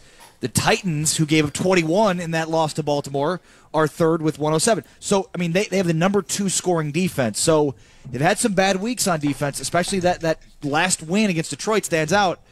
But 103 points surrendered for this team after 6 weeks. I mean, that is certainly much more of a trend than what we've seen on offense for this team. Their defense is showing out in a big way. Oh, 100%. Their defense is well ahead of what their offense is. But that's what this team can hang its hat on right now. And you got 2 players back, and while the guys up front on the defensive line, guys like Maliek Collins, while he doesn't get much credit, you don't truly know the game of football. You know Maliek Collins get a lot of credit. Like that inside, a true big body inside, someone who can clog up the middle, and now what it does is it allows guys like David Irving and Crawford and Tank and Randy and all those fast twitch guys, it allows them to get some one-on-one matchups, because when you have that big 1-3 technique inside that can eat up some blocks and guys have to kind of really clamp down on because they can disrupt that pocket in the middle, it allows for those other speed guys to do what they do best and attack the quarterback. So having a guy back like that will definitely do wonders for this defense up front, and having that rotation where guys are fresher, longer throughout that time. We'll hear from Jaylon Smith in a moment, but let's go back to the phones at 877-881-1053. Jay's calling in from Valley Ranch. Go ahead, Jay. You're on the Dallas Cowboys Radio Network. Hey guys, great show. Hey, just real quick, just want to say I think at the 8 week is really when you can really start kind of shuffling and figuring out who's about to break loose. And my second thing, real quick, and I'll hang up. I really believe that Jason is calling these plays. I can't believe Linehan just switched overnight and started making these great play calls for this offense. Appreciate the phone call, Jay. I mean, I guarantee you it was Scott Linehan calling these plays. It was Scott. Yeah. And look, you know, it's not like they woke up this morning and Scott Linehan said, you know what, I'm going to call read option plays. Right. And like sometimes they work. You know, they called read options against Seattle. It didn't work as well. I mean, we joke, look, they should just call these plays every week. Well, I mean, sometimes they work, sometimes they don't. You brought it up. I mean, the difference is execution. And I know it's funny because the Cowboys say that, and we're like, oh, we don't want to hear that. We don't want to hear that you just need to execute. But, I mean, they won the battle up front. Their offensive line controlled that defensive front. So when you do that, and Dak has time to throw, and now he gets moving on the outside, they're running the read option, I mean, things just started to work for them. So, they did. I mean, look, we want to rip into Scott Linehan when the Cowboys' offense sputters, but, I mean, Linehan's the guy that called the plays here today, and they worked well today. And there's certain things about a football game when you go back and you look at it. You know, the Cowboys held the ball for 17 more minutes. That is over a quarter where they held the football. And that's not a great stat for most teams, but for the Cowboys, that's a very, very important stat. We saw Cowboys go back to having they had a 16-play drive. They had multiple drives of 8 plays or more. They converted on third down. They had 17 first downs in the first half. They were 28% on third down coming into this game. 28%. And so when you don't penalize yourself, when you don't get behind in the sticks, when you control the ball, right, and then when you get in the red zone and you actually score touchdowns, that is the key. When you get in the red zone and you actually score touchdowns, things like this happen for you. And the Cowboys, leading up to this game, had been killing themselves on third down, like you just mentioned, 28%. They only had 2 penalties all day today. They didn't get behind on the sticks very much today. They did not turn the ball over, and they scored touchdowns. When you score touchdowns, it's demoralizing to the other team, because when those points go up on the board, it's if you drive the ball and kick a field goal, the defense said to yourself, we won. We stopped them. We gave up 3. But when you go down and you put the ball in the end zone, they have to walk to the sideline with their head hanging low. And you do it repeatedly over and over and over and over again, their head drops lower and lower and lower, and then they give up and they don't want to play football anymore. 7 for 17 were the Dallas Cowboys on third down. This is a team that coming in was converting 28% of third downs. They went 7 for 17 and hang 40 on one of the best defenses in the NFL. I'm Ari Temkin along with Jesse Holley. 877-881-1053. We'll hear from Brett Maher, and that certainly bears further discussion too. A major gamble for Stephen Jones, Jerry, Will McClain, the Dallas. Yeah, Brett Maher coming in next. So we're going to see what Brett going to talk about. Can't wait to see. Can't wait to hear. The score right now for the Patriots versus KC is 10-6. Man, Tom Brady, man, he's doing his thing, man. That's just all we can say. Tom Brady is doing his thing. April Stanton, thank you for tuning in. I don't got the Paul Masson, but I got this right here. And shout out to you, and let's see what we can do, man. Let's see what we can do to get things going in the right direction. Yeah, so Brett Maher, man, is doing his thing this year, man. He's a gem. I mean, he's making those kicks right down in the middle. It was a shock to me to see those guys block from extra out there, and he's still hitting those balls. All right, Tom Brady's in under the center. They in a pro set. Put the ball in the belly of the receiver. Oh! Passes the ball 15 yards down the field. It seems like Tom Brady look like they finna put 7. It's going to be 17-6. They're going to score. They're going to put 7 points off of this drive. I can just tell the way, the attitude and the mindset Tom Brady got when he got that furious anger. It's something special about that guy. And Tom Brady, man. How old is Tom Brady? 41, 42? Ageless wonder. And then if you barely touch him, they're going to call a flag on him. So the guy can play to his 50s almost. Ooh. It's going to be a good game, man, if y'all can tune in to the KC versus New England Patriots game on NBC. I mean, this is a good game so far, 10-6 competitive. First quarter, they're gonna let this click out to the second quarter. Tom Brady marching the ball down the field, man. It's going to be one of those things, guys. Tom Brady doing Tom Brady magic, you know. So, shout out to Rue. Rue, what's up, man? Yeah, got the hand dog on the mix, man. Montana 808, thank you for tuning in. Incognito, thank you for tuning in, handling everything out there. Brett Mayhar, Slot Skins, Miss Jackie's in the mix. No Chill, thank you for tuning in. Don't forget, guys, put down where you're from and where you guys are predicting for next week's game. Let's focus on the Redskins too as we celebrate this victory. We're gonna have Victory Monday coming around the corner. Brian Bradford, thank you for tuning in. Chris Bates, salute to you, my brother. Who we here? Brady is killing it. IP, yeah. Internet Protocol, yeah. Appreciate you for tuning in. Rue, what's good? Used to be Dan's kicking the man. Yeah. Yeah, you might want to get some nicknames for Brett Mayhurst as long as he's not letting us down. He have yet to miss a kick. He only missed one kick right so far. So shout out to him. Let me knock on some wood. We need to have Brett Mayhurst continue to have these nice little wonderful games. Tom Brady is 41 years old. Oh my God. And he still got an arm on him, man. Mississippi Gulf Coast. Yeah, I like to hear where you guys are from. Appreciate and salute to you guys, especially from the SIP. If you're from the SIP, let me know too. So I always love to hear Las Vegas in here. That's what I'm talking about. It's tons of things you can do down in Las Vegas, and you tuning in to the nation. That means a lot, man. Tons of things, because I know what I will be doing out there in Las Vegas. Shout out to the LA Lakers, man. How you feel the Lakers going to do too? Let me know, you know, what the Lakers going to do and what they're going to do this year. Chris Bakes, man, appreciate you, man. Thank you. Clifton, yeah, shout out to you. Virginia, man, we everywhere. We internationally. NC here, North Carolina, yeah. Brett Money Mayher. That name rings a bell. So good, man. Yeah.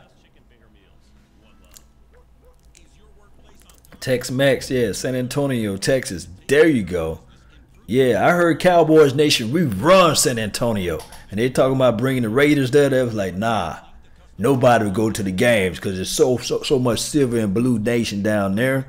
There's a waste of y'all chances because we only going to come to the game when y'all play against the Cowboys. So they're like, you know what? We're not even going to move our team down there. That's what I'm talking about. Lakers 3rd or 4th seed. Man.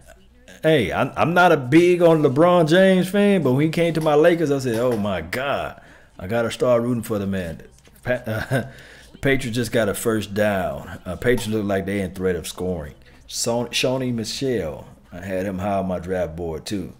So, all right, so we're finna bring in somebody. Thank you guys for tuning in to the nation. Really appreciate it. LA Lakers all day, even twice on Sunday. You guys know how the Lakers go. You know, I love the Lakers, too. And of course, I'm from Mississippi, so don't hate on me because I'm Cowboys and a Lakers fan. From Mississippi, who can I root for from there? You know, we don't have no team. Brady fumbles the ball, but he's able to get back on top of it. Dallas Cowboys Radio Network. That's your drive of the game, brought to you by Ford. Ford is the best in Texas. That would be the final drive for the Cowboys before half. 16 plays, 78 yards. A signature Jason Garrett, Dak Prescott, Zeke Elliott drive, 7 minutes and 14 seconds off the clock. This following a 3-play drive by the Jaguars that only went 6 yards and took a $133 off the clock. So that is your drive of the game. It was capped off by a 9-yard touchdown pass on 3rd down to Cole Beasley. Jesse, that was Cole Beasley's second touchdown catch. In the first half, he had 2 in the first half. Ooh, that was his Josh Gordon series. Multi-touchdown game of his career. We heard the stat earlier. First 5 games, the Cowboys scored a cumulative 32 total points the first 5 games of the first half.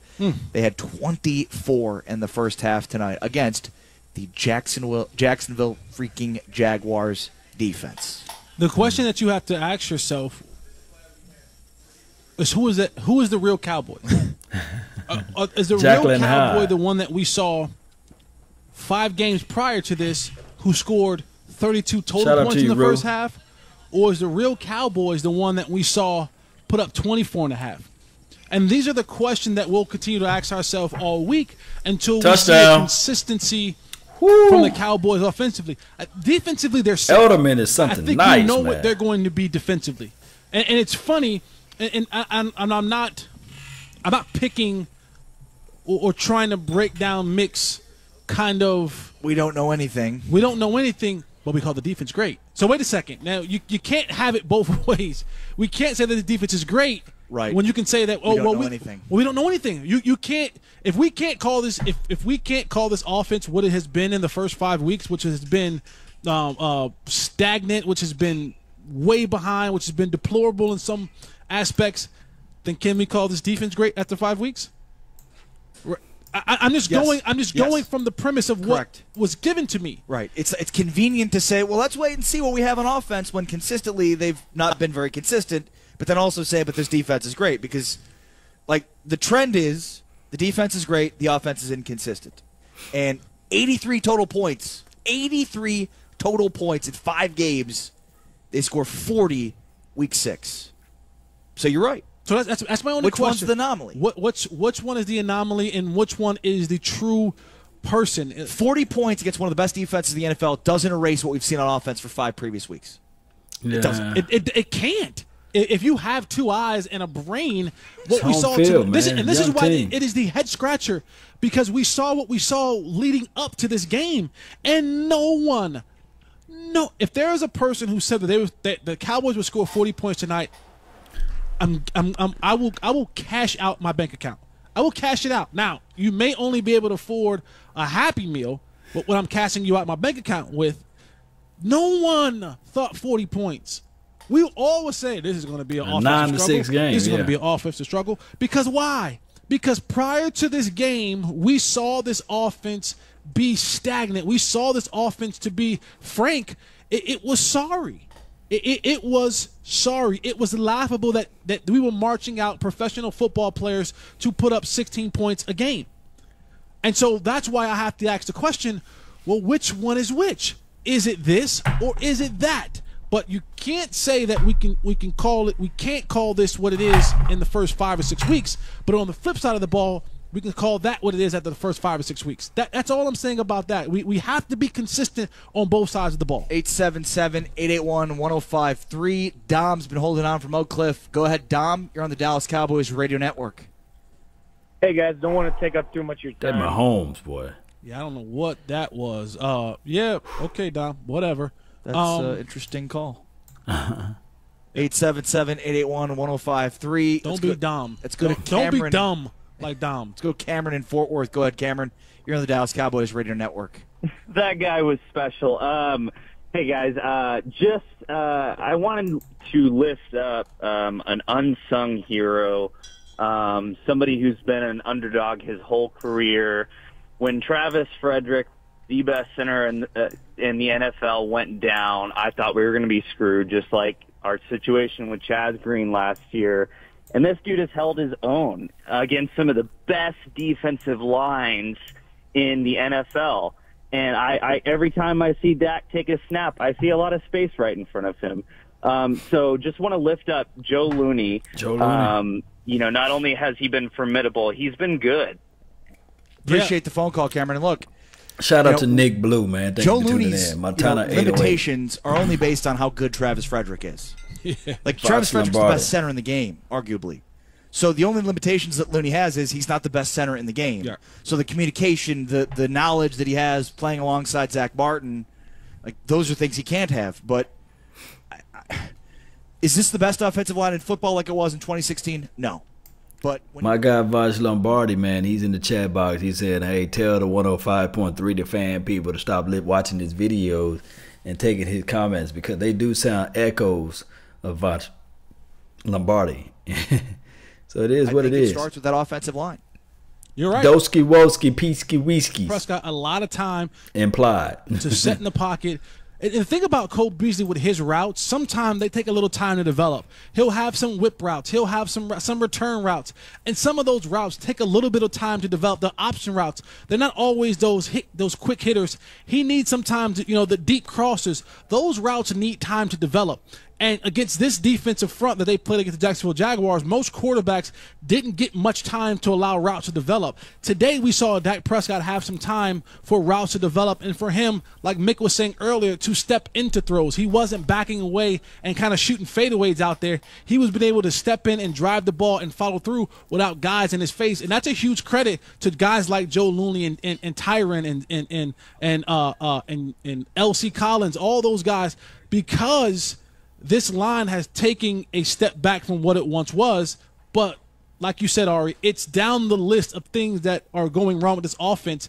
That offensive line is way down on the list. And today they earned their checks today. To go up against that line with a bunch of first rounders and high free agent guys, they earned their checks today. 877-881-1053. We'll get back to the phones in a moment, but first, let's hear what Jaylon Smith had to say after this football game. As the Cowboys beat the Jacksonville Jaguars 40-7. Here is Jaylon Smith from the locker room after this Cowboys victory.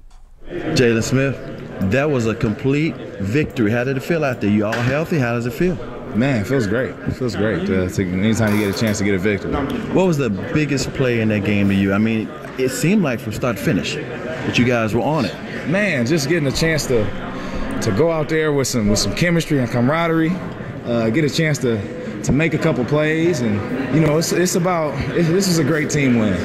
Getting a chance to get off the field, offense getting a chance to put up some points. Just a great team win. Was there pressure because the fans were nervous? The media was saying the Cowboys don't seem like they have it this year, and all of a sudden you guys put together a game plan that was so complete. We focused on us. That's what we do each and every week. Each week JG says the league is going to be decided each and every week. Who's winning the Super Bowl, who's going to the Pro Bowl, all of that good stuff. But we just got to control what we can control, and we're all honored to be able to play for America's team. And finally, Leighton Vander Esch, LVE has been solid. I know Sean is out. He's going to be coming back. Can you talk about your partner in crime, because he's surprising a lot of people too? Man, it's the reason why he was a first-round pick. We have so much depth. The linebacking core, we have our entire linebacking group can be starters in this league. We're fortunate enough to be blessed and be deep. But our leader Sean Lee, he'll be back, and I'm excited to have him back. He still got some juice in him. All right, congratulations, clear eye view. Clear eye view, baby. Got you. Clear eye Smith view. visiting with Chris Arnold after the game. Jaylon Smith with 9 total tackles. Leighton Vander Esch, his partner in crime, had 11 total tackles, including a pass deflected, pass defensed. We talked about it earlier. Cowboys run a lot of nickel, which means they have 2 linebackers in the field, and that's been Leighton Vander Esch and Jaylon Smith. So, 11 tackles again? Man! Woo! Boy, 11 tackles. That LVE, man. And then also you have Jaylon Smith with 9, but man. And to know that I was so upset when we drafted him, I'm not afraid to say I'm going to fall on the sword and say this right here. I was wrong about LVE. But man, 11 tackles. To go out there and be the guy. Maybe he's out there on first downs, right? Maybe out there on second down and come off the field. On third down when predominantly nickel. We don't need Sean Lee back out defense. But Sean Lee, again, has the ability mentally to do everything you want him to do out there. And Leighton Vander Esch and Jaylon Smith can't sniff his dirty cleats when it comes to the mental part of the game. But Sean Lee can't sniff their cleats either when it comes to the athleticism. So it's kind of it's one of those things, it's one of those payoffs. Do I take the young developing athletic duo and keep them out there? Keep the young man out there. Do I let Sean Lee go back in the mix? But here's why they paid Jason Garrett and Rod Marinell, Chris Richard. Here's why they pay those guys. Like, for example, when they get out of the nickel, you keep LVE, you keep Jaylon Smith in. And I'm sorry, Damian Wilson. You'll be the odd man out. I would interject Sean Lee as the Sam guy. You see, as the guy that's on the Sam side of things. As it relates to like when we go with our base formation defense, then you would have a package where you have Jaylon Smith as the Mike, you have LVE as the weak side, and then you just roll out Sean Lee as the Sam. That's just how it goes. I wouldn't want to move LVE to the Sam side because it's just going to be crazy, man. Nice bang bang play by the Kansas City Chiefs. But, that's what I would do. What would you guys do? Put that in the comment box. Put that down below. But me personally, I don't want to stop this flow. LVE is racking up tackles, man. Not sacks, but tackles. He's doing his deal out there. I think he had 11 or 12 tackles last game. That ain't normal, man, for a rookie. You already know this team is in desperate need of having consistency. What I would do, I would just sprinkle in Sean Lee. Trust me, I love Sean Lee, but I would say, Sean Lee, hey, in order to keep you down the line when it's needed to be the most, I wouldn't be mad if we get to the playoff and then you move in, because I'm saying a big if we get to the playoff, then you move Sean Lee as a Mike. I wouldn't mind that. But right now, keep that consistency. Keep that poise going. We know what Sean Lee is. He's the brain. Yeah. So register at affinity.com. Oh, they on a little commercial break. But hey, it is what it is, man. Let me know how y'all feel about the situation, man. I want to know y'all thoughts, man. I want to know y'all opinions on Sean Lee when he's healthy enough to get back out there. And then during practice, can I speak freely? Can I speak freely on the nation in practice? Do you want to give up those reps for LVE and Jaylon Smith? Do you really want to give up those reps? Let me know. Put that in the comment box. Man, you guys running this thing. I'm just here, I'm just a moderator at this point. Let me know. Put that in the comment box. Would you rather have the more reps for LVE and Jaylon Smith, or you put in Sean Lee's of the world and you figure out you take some of the reps away, and what it does is that it throws the balance off, and then guys running around with a chicken with their head cut off. Put that down in the comment. Let me know. Let me know how y'all feel about that, man. Real talk. Because we have yet to be consistent with our linebacker play when Sean Lee is on the field, off the field, on the field, off the field. And trust me, I love Sean Lee's brain. Damian Wilson, now, man, trust me, number 57 is good all around as far as what he does now. And that's why he's a part-time player, because we play so much nickel anyway. Jaylon Smith, slot skins. Yeah, Jaylon Smith is our Mike linebacker right now. Vach, what's happening in Montana? Everything gravy. Vach, let me know. Would you, like with your football brain, would you move Jaylon Smith? I'll keep Jaylon Smith as the Mike, because eventually, to me, if LVE is continuing doing his thing, I'll switch those roles. I'll switch LVE as the Mike, and I'll put Jaylon Smith as the weak side. And then we'll move Sean Lee as to Sam. But let me know right now, would you keep Voch Lombardi if you're able to reply? Would you rather have Sean Lee coming in as the Sam linebacker and move him? Joe Thomas was injured this game, so he wasn't even active. But if you move Jaylon Smith, if you move Sean Lee as the Sam guy, let me know. Salute, man. I really appreciate. I work hard and I really try to reach the goal. Yeah, guys, follow Voch Lombardi's page. Lombardi, follow his page, man. He got tons of insight, tons of information. I want to know if he can hear me. Hopefully he can, and he can put his reply down in the box below. Right now, the Kansas City Chiefs, their score is 9-17. The Patriots got the ball. Let's see what the old man number 41 would do. Appreciate everybody. Incognito, he's regulating the thing, and also Slot Skin. Y'all follow their pages, although they don't have content yet, but follow their pages. They got great insights. Rue, I honestly feel like linebacker group will work itself out one way or another. Hey, Rue, I feel you on that, man. I feel you on that. I mean, we got to always better our best, but I feel you on that aspect of the game. I really do. I really do. This linebacking crew can work this thing out. Boy, that Tom Brady, man, just blessed, man. That boy's just blessed. That boy Tom Brady is just launching that ball down the field. Jeff, what's good, man? What you feel, man? What you feel? Sean Lee's light in the ASS for the inside. I mean, if you play Sam, you know, he don't have to really take on so much. He still have to be responsible for the tight end here and there, depending on the schemes that the Cowboys run. Along we will have Will, Mike, and Sam, Jack linebackers. Let me see, they ran away from me. Let's see what they got next, man. Lee is Mr. Glass. Time to make him a coach. Lee will be one hell of a coach. Don't let him leave Texas. Let him be the coach of the team. That's what I would do. All right.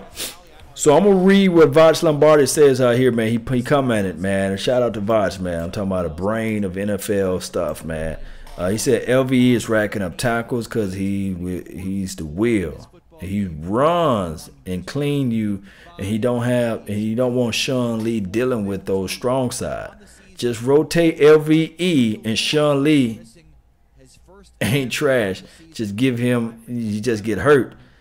Leads the snap. Stay fresh. Okay. So pretty much, so what he's saying is that what you'll do is you'll put Sean Lee's back in the LVE spot, and then you'll move LVE as the Sam linebacker. Basically, let me know, Bosh. Let me know if I'm right or wrong on that, because, you know, brother is on the hen dog right now. I can blame that on the hen, right? But so you'll keep Jaylon as the Mike. You'll keep Sean Lee as the weak side, and then you just rotate LVE as the Sam. Guys, put that in the comment box down below. Okay, here you go. Here you go. Here you go. There you go. What's up, man? Shout out to you, man. Let me turn them down and let me put you on. You're on the live. You live on the nation. Let me know when you're ready. I'm ready like Eddie, man. Go ahead. All right, cool. So what I was saying was, you know, like I ain't hating on Van Der Esch or whatever, but right. Van Der Esch ranking up tackles is because he's the will linebacker. Like we're playing well enough, and we're keeping. So with him lined up at will, he gets to run clean. Sean Lee great. Like, he sees things early and he runs clean. Now, the problem is you don't want Sean Lee playing on the other side. You know what I'm saying? Then you got to deal with tight ends. You got to deal with fullbacks. You got to deal with people pulling and trapping them and shit like that. So you don't want Sean Lee strong side. You want Sean Lee either chasing things backside, or you want Sean Lee running free to the weak side. You see what I'm saying? And that's basically what Van Der Esch been doing. Now, when Sean Lee comes back, I mean, yeah, Sean's the smarter guy, Jalen's the athlete, but it ain't like Sean a scrub and he ain't been getting it done. Sean Lee's still amazing. So you just gonna have to either play with three linebackers or rotate Sean Lee and Van Der Esch. And I don't have a problem with that, because if you rotate Sean Lee and Van Der Esch, then both of them stay fresh, and Sean Lee gets hurt less because he's playing less snaps. Hey, you remember that year that Sean Lee racked up a lot of INTs, right? He was playing the mic. What about entertaining that? Well, that's kind of like the same problem, so to speak. So, like I always say, move the one, block the mic. You know what I mean? You don't want guards on Sean Lee.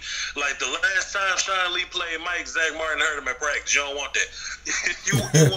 you want Sean Lee dealing with backside tight ends. You want him dealing with receiver cutoffs. You want him dealing with those kind of things. Maybe backside tackles. You don't want Sean Lee dealing with those big interior guys or dealing with fullbacks and tight ends and stuff. So keep Sean Lee weak. If anything, let Van Der Esch play on the strong side, because he's the one that's 6'5", 2 damn 40. So if anything, let him play strong, but then you introduce him to blocks and he's not playing clean. So the best thing to do is keep playing nickel, keep playing two linebackers, rotate Van Der Esch and Sean Lee.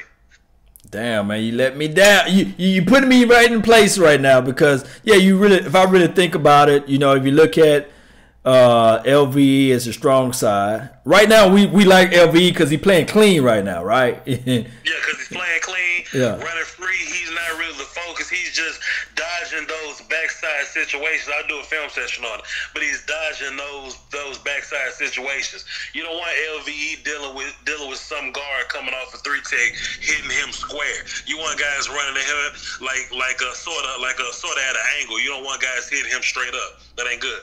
No doubt, man. Vach has spoken, man. He's spoken the truth right there. I can't wait. I got to dive into the film and see what I can see with my eyes. But I appreciate you, Vach, man. Anything else you want to point out, man? That's about it, man. I'm going to keep on listening to you, and I'm going to listen to Jesse Holly and Ari Tim can take my content. It's like they just word for word, my shit. I'm a chill. Right. I'm just gonna keep on listening, support, and smash that like buttons. You know what I'm saying? Drop a donation to grow the nation. I'll sit down and chat. Salute. Man, your boy Josh Gordon about to catch one deep, man. Tom Brady launching that thing. Just in case he go off. Yes, indeed, boy. You gonna have to do some film session on Josh, man. But all right, fam. Salute. Yeah, salute. Peace. Man, that's what love is, man. NTZ representing, man. My guy from the same hometown, from the same skillet, man. Vach Lombardi breaking it down for us, man. So, yeah, you still want to keep LVE clean. I didn't look at it from those parameters, but it is what it is. Right. There's a couple guys you be like, man. Look, man, we missed the gym on Josh Gordon, man. That boy, Josh Gordon, man. I just had to go repeat, man. Josh Gordon turned to NBC. I mean, the guy is gifted as any other. And although they pass interference, the New England Patriots finna score again. They about to score again. They about to score. Score 17-9 against the Kansas City Chiefs right now. They're on the 2 or something like that, second and goal. They about to score. It is what it is. I can only dream. I understand that we had the wide receiver that we have now, but that wide receiver with Josh Gordon would put us over the top, man. I'm just telling you, man. It's just what it is. Put out there, and he showed it out. And the Hot Boys, oh my goodness, the defense is really clicking on all cylinders. And most definitely, Brett Maher, he's picking up where Dan Bailey's left off, man. So I just want to, put a little notes in, and hopefully that next week, we can pull off another great win. 877-881-1053. Anthony's in Fort Worth. Go ahead, Anthony. You're on the Dallas Cowboys Radio Network. Yeah, I'd just like to comment and I really want everybody to kind of pump the brakes on this Dr. Jekyll and Mr. Hyde type of season we're having. It seems like they play good when there's against teams that they're not supposed to beat, and then when there's teams that they're should be beaten, they struggle against. So I just want everybody to pump the brakes. Enjoy the win. We should, Cowboy Nation, we need to enjoy this win, but at the same time, just pump the brakes a little bit, and let's get ready to see what we do next week and make sure that Linehan and Garrett take the training wheels off of Dak and let him handle his business like a grown man. Appreciate the phone call. Hey, I like it. No, enjoy the win. We got to enjoy the win, but you're absolutely right. This team has been up and down all year long. They haven't been up and down. They're 3-0 at home, 0-3 on the road. Pretty even keel, right? It's perfect, right? Perfect for 8-8. 500. The Jason Garrett special. Y'all leave Jason Garrett alone, but man. They do. They have to go out to Washington next week and put together another great performance so that they can get the victory and now make this victory mean even more than it does tonight. But we don't know, and that's the biggest head scratcher because you're saying, man, this team has the ability to do all of those things, but they just don't do them on a consistent basis, and that's what makes you frustrated. 877-881-1053. Jason's calling in from New Orleans. Jason Garrett, baby. Dallas Cowboys Radio Network. Call in, Jason. Shout out to your operator because I feel like this is a great segue because we've talked ad nauseum, especially you, Jesse, about this team being consistently inconsistent. For the first 5 weeks, we saw them basically in second gear, and today we got to see them in third, fourth, fifth gear. And we saw the foundation laid in 2016. What this team does really well. They run pass option, play action bootlegs, and screens. So if it ain't broke, don't fix it. My question to you guys is: will Linehan stick to the 2016 formula? Or will he get too smart for his own good and try to rip up the foundation and then do something all over again. Thank you. Appreciate the phone call. Jason, a great phone call, but that's a question that we don't know. This has been the enigma of the Dallas Cowboys this season. The same question that you want answers to, we want answers to. And we have not gotten an answer. They go on the road, they lose. They're at home, they win. The team that they're supposed to beat, they don't beat. The team that they're not supposed to beat, they blow them out. And this Dr. Jekyll and Mr. Hyde, this up and down, this good as bad, this hot and cold Cowboys team is one of the things that we are constantly scratching our heads about and pulling our hair about because we don't have answers. We don't know, and so we're starting to point fingers at what it can be, and we're trying to do the Pythagorean theory to figure this whole thing out because there is no answer. And when you are inconsistent, it leads to this kind of stuff. So, Jason, trust me, if we had the answer, I would tell you, I don't know. We don't know. We don't know what Jason's going to do next week, what Linehan's going to do next week, what Dak is going to show up next week. Think about it. This game could have went – talk about the bounce of the ball. That ball could have bounced the opposite way twice and could have been turnovers. Yep. You know what I'm saying? Could have, would have, should have, but it didn't happen, Jesse. The opposite way next week. So you just don't know with this team what you're going to get consistently because of what they put out for us, especially offensively. You just don't know what you're going to get offensively from week in from we got the team. Yeah, I mean, look, we thought this was an offense that was struggling and going to struggle, and 16.6 points per game is just awful. New England just scored, guys. Look, we saw a couple of weeks ago, the last home game against Detroit, their offense picked up their defense. Defense gave up 2 touchdowns in the fourth quarter. They almost blew it, but Dak Prescott leads them down the field with Zeke, and they win the game. And tonight we see more of it. Now, look, it's twice in 6 weeks, so that it remains to be seen whether or not this offense could be consistent. But at the very least, we've seen it, right? Like, so before, we hadn't even seen them have much success, and now we see what is possible with this offense in 2018. We'll hear from David Irving coming up, plus your phone call, 877-881-1053. Dallas Cowboys football will continue in a moment. Yeah, we get to hear from David Irving next, man. I can't wait to hear what he's going to say.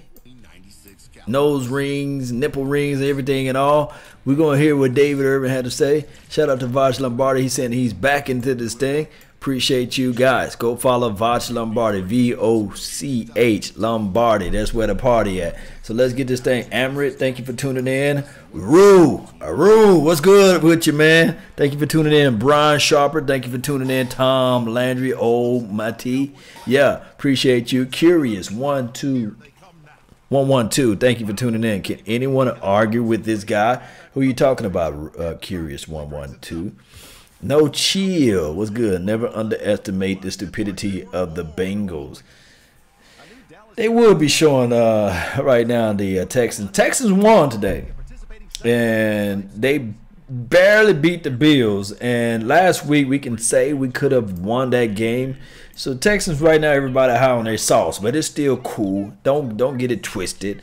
Texans are the Texans, and they far from us right now. You know, they in the AFC, so they got their own battles to deal with. The way they playing is only high hope, only high expectation, because they gonna have to answer a lot of questions as it relates to the KC of the world, the Chargers, as well as the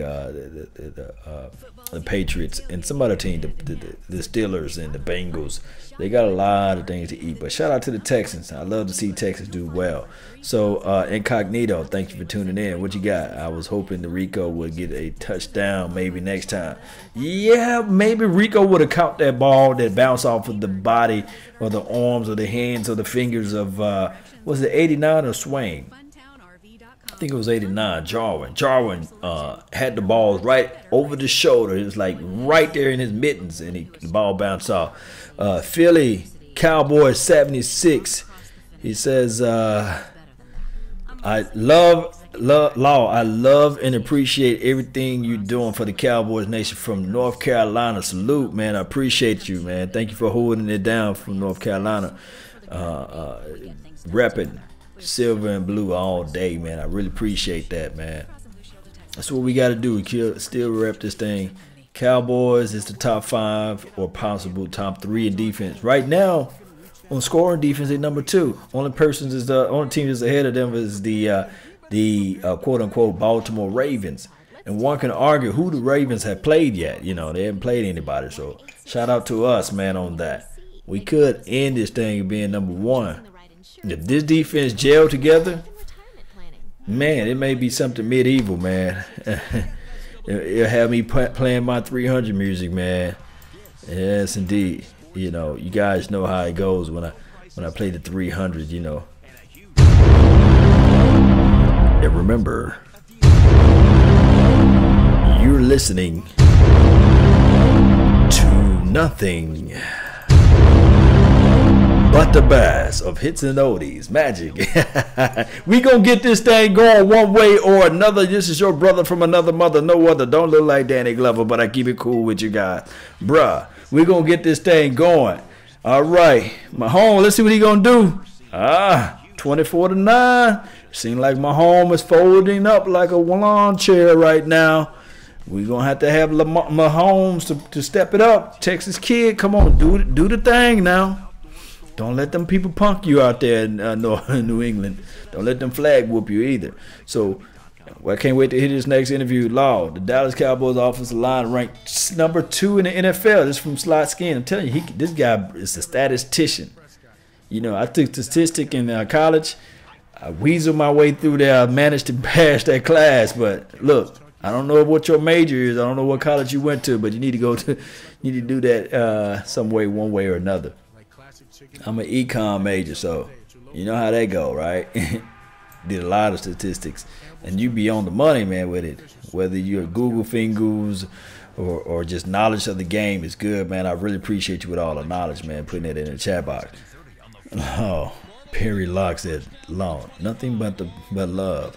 Good week, Ohio. Love this. Yes, we listening to everything that we can find about Cowboys right now. Let's grow this nation. Let's grow. Subscribe. Share this content. Subscribe. Hit the like button. Share. That's the best thing you can do for me. Share this content. I want y'all to blast Shannon Sharp feed.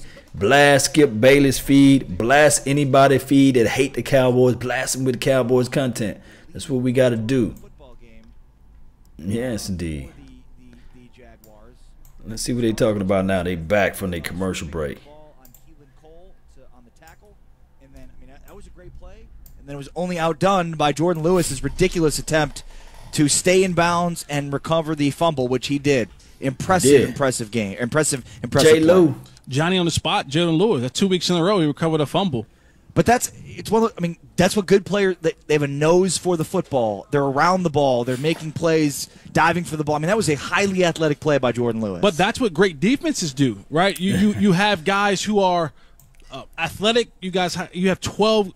You have 11 guys. It feels like 12 guys. 12. It feels like they played with 24 today. Exactly. When you have that type of aggressive defense and guys are running to the football, getting there aggressively with bad intentions, good things happen for you. Jaylon Smith got there, stripped the ball out, and now when you have guys who are not loafing but rallying to the football to try to help their guys out, you walk into plays like that, and that's how you take a good defense. When you look at those Baltimore Ravens defenses and those Pittsburgh Steelers, those type of defenses, they play fast and they play physical and they get 11 guys to the football, and that's how you create turnovers. 877-881-1053. Daniel is calling in from Grand Prairie. Go ahead, Daniel. You're on the Dallas Cowboys Radio Network.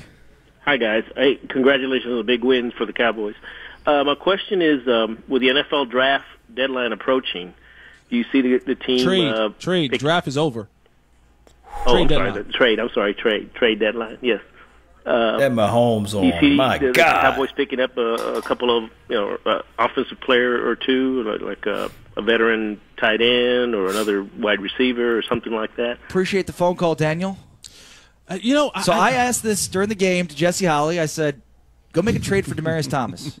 Demarcus Thomas, look, he's in his 30s, and he's going to make $17 million against the cap next year. Here's the good news, though.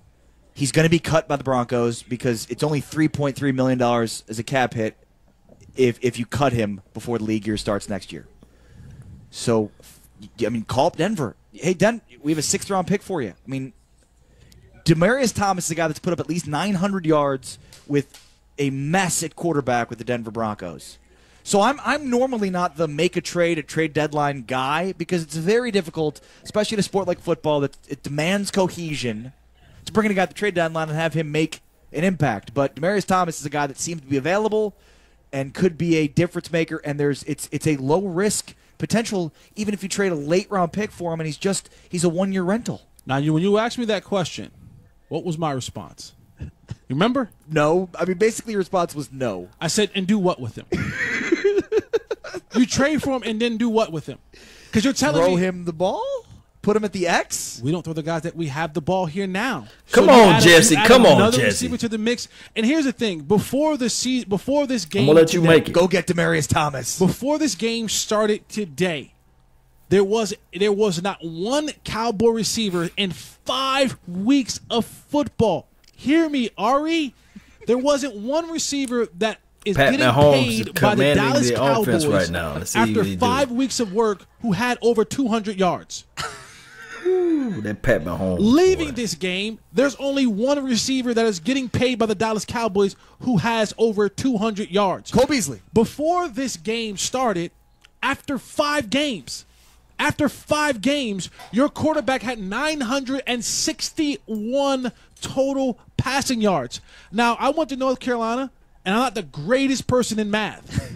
But after 5 games, if you simply average 200 yards in a passing league, yes, this is a passing league. You're going to have more than 200 yards. Let me just hush Jesse right quick. Let me just tell you guys. Let me educate you guys.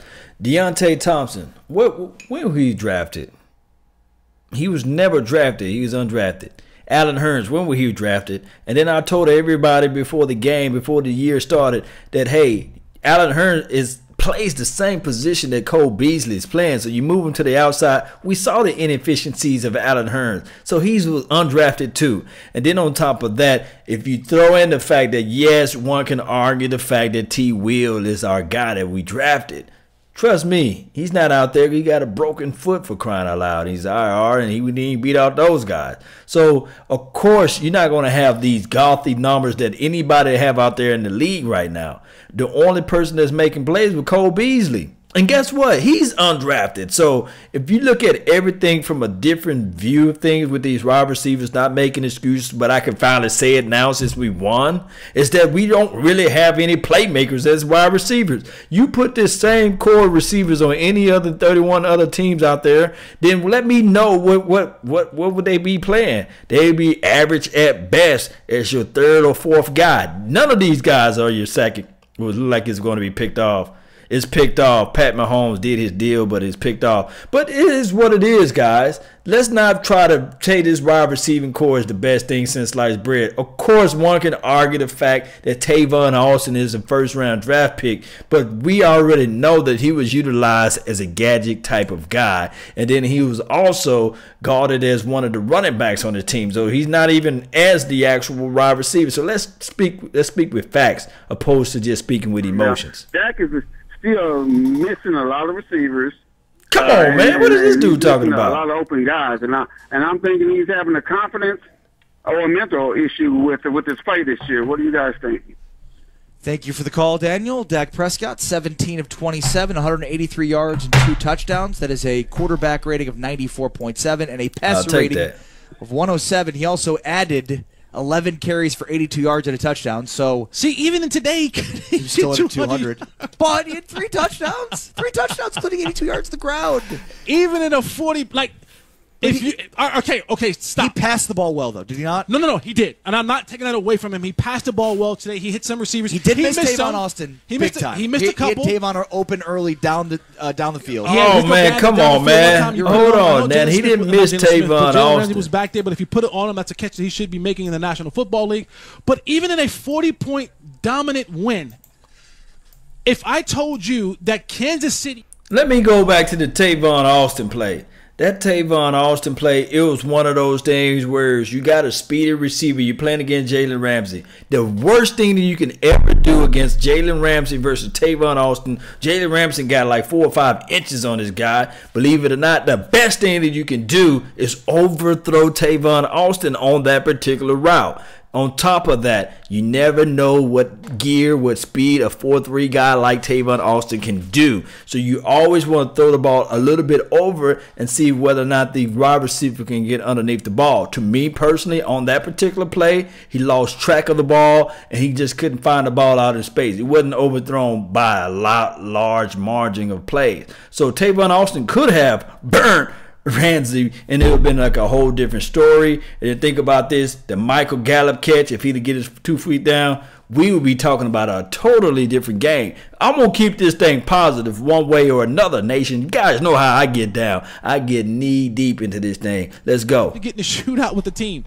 Does this quarterback have the ability to do so? Because even in a 33-point blowout, he had under 200 yards passing. You don't need hold. Demarius. Oh my goodness. Do not look. Demarius Thompson, he's nasty in a sense, but come on, man, come on. For me, I would rather just give a phone call to Dez Bryant and bring him back. Then on top of that, you understand that yes, he had less than 200 yards, but he put 84 yards with his legs. Don't discount the legs, man. Them legs was running out there. Those legs was everything for the nation. Don't let these guys mess y'all up with this football talk. But it is what it is. I'm just telling you guys the truth. I ain't going to give it to you. So after enjoying a delicious they go on commercial break. But I'm not going to give it to you wrong. You mean to tell me you're going to discount the 84 yards he ran with his legs because he didn't hit a certain number with his passing? Come on now. I don't like the way this conversation is going. It's getting me mad and upset. Look, the guy played his you-know-what off. You mean to tell me if you get 80-some yards, of course, if it was 100 yards, everybody from the national media would be like, hey, he ran 100 yards, plus he threw 189 yards, whatever passing. But you can win the game. There's more than one ways to skin this cat, and they was doing that out there. Look, Tavon Austin, look, when you got a speedy receiver, Tyreek Hill, there's no such thing as overthrowing that guy when he can get underneath. And you got to put – I'm not saying that Tavon Austin got the speed of Tyreek because it's no near close to it, or the Randy Moss of the world. But those speedy receivers, you got to put a little ball over them so they can get up underneath the ball. That's just the bottom line. If they're a speed guy, he's 5'8". Jalen Ramsey, somebody put Jalen Ramsey height into the chat box. Let me know how tall Jalen Ramsey is, because you definitely don't want to underthrow that ball, and you definitely don't want to even that ball, because there's no window that you can really say to yourself and say, okay, this guy's going to out-muscle and out-grab a ball from Jalen Ramsey. We saw Jalen Ramsey snatch the ball from Allen Hurns. Allen Hurns is 6'2", 6'3" on the depth chart, but he's 6'2 and a half. And we saw Jalen Ramsey just manned up on the side of the edge. He just so happened to have one of the foot, because I'm going to definitely try to do that film breakdown. Jalen Ramsey is my man out there. He did his job off of Allen Hurns. So you think about that. You just can't just pass a ball, any type of ball, to little small Tavon Austin. He's 5'8", give or take. And that's me being generous. Come on now. Savage Time, shout out and salute to you, man. Thank you for tuning in to the nation. Look, man, I'm just calling you guys for what it is, man. Yeah. Yes, indeed, man. That was just crazy, man. Talking about he overthrew Tavon Austin when the guy run a 4.3, and he had to step on Jalen Ramsey. Come on now. Jalen Ramsey 6'1". So you want to throw an even pass to 6'1" versus a 5'10"? 5'10" is being generous. That's being very nice. Tavon Austin is 5'7", 5'8", give or take. If you guys see him live in person, you be like, oh, hey, you play Cowboys. You play wide receiver for the Cowboys? You know, it is what it is, man. Lena, thank you for tuning in to the nation. Appreciate you. We locked, loaded, live, lit, ready for to get this thing going. Shout out to you, Dre Taylor. Dak won the game today. That's it. That's final. That's what I'm talking about. That's what we need to talk about. How he won the game, how he methodically moved the ball down the field with not just his arm and his legs. They try to discount the aspect that he was running the ball with his legs. I posted a video on Facebook.com right early before the game. When you utilize Dak Prescott with his legs, running the ball with his legs, we find ways to win the game. That's what it is. When you have the one-on-one, the man-to-man, and you utilizing those legs, that's everything. Everything that you need to do. Jesse's still bitter by the Romo situation. Yeah, I saw the tweet that Jesse tweeted out earlier this week about, that these girls were twerking, and he said this is when Tony Romo twerked and this is when Dak Prescott twerked. It was kind of crass to me because you got to look at it from the aspect is that these are two different players. Tony Romo is a natural thrower of the ball, but he took him a minute to get to those techniques of throwing the ball, launching the ball down the field, and doing his thing right there. But it is what it is. You can win games in the NFL more than just throwing the ball. You can utilize your legs, utilize the full weaponries of your arsenal. And that's how we was able to win today. And I love it because if we continue to play like this, if we don't play like – look, Texans in the game before that – in the game before that, we still kind of held Dak Prescott back. One can argue, cannot play scared and talk about what if he get hurt. The guy's built for this. He's built for this. Remind me of a video that I watched, a show with Will Smith, and I think it was the robot, iRobot, when Will Smith and the robot was just smarter than all of the other robots, and he had this extra coating of armor on him, and he was able to reach in through this little protective deal because the nanobites wasn't able to eat away his flesh, and he was able to grab that scepter and pull it out, and he was able to kill the massive of the other robots because he was built for that. That's what Dak Prescott, he's built for this running this thing with Dak Prescott. It is what it is. Shout out to y'all. Let me see what they got saying right here. They came out, the Cowboys were the aggressor on offense and on defense. They executed better. They protected the ball better. They held the ball better. They scored more points. They did everything. There wasn't a phase of the game that the Cowboys did not dominate today. Their kicker was better. Their punter was better. All right? Their training staff was better. Their concession stand people were better. Security was better. The bus drivers were better. Everything that the Cowboys were today was better than what the Jacksonville Jaguars were. I mean, the bus driver might get lost for Jacksonville on the way to the airport. And it's right down the street. It's not too far from here. 877-881-1053. You can also tweet us. Jesse Holly is at Mr. Fourth Along. I'm at RE Sports. Armando is calling in from Odessa. Go ahead, Armando. You're on the Dallas Cowboys Radio Network. Yes, sir. How's it going, guys? I just wanted to say, I wanted to sing the praises of the safeties. I mean, early on, y'all were talking about trades. It's not talking about safeties no more. It's talking about receivers and other positions. I think our safeties are doing pretty well. See what you guys' thoughts are on that. Well, look, I think we knew going into this game that both offenses were going to struggle. Blake Bortles isn't the most prolific passer in the NFL. Obviously, the Cowboys vastly outperformed what we expected on offense, but look, credit the Cowboys defense has been consistent all year, but it helps when you've got a guy like Blake Bortles I think he's been underrated to a certain degree, but this year he's been bad. This year he's been bad, except with the exception of a few games. He's just throwing a lot of picks. He's very inaccurate. So, yeah, credit to the defense, but they're also playing Blake Bortles this week. Jeff Heath, who is a good player. Jeff Heath's a good player. And the reason why he starts for this team is because he knows where to line up. He knows how to get guys involved. He's a heck of a tackler. He's not your most athletic safety. He's not that guy. No. But he is not the reason that you're losing, and he makes timely plays. He makes plays when you think no one's going to make the play. Here comes Jeff Heath for a save-the-day hero play.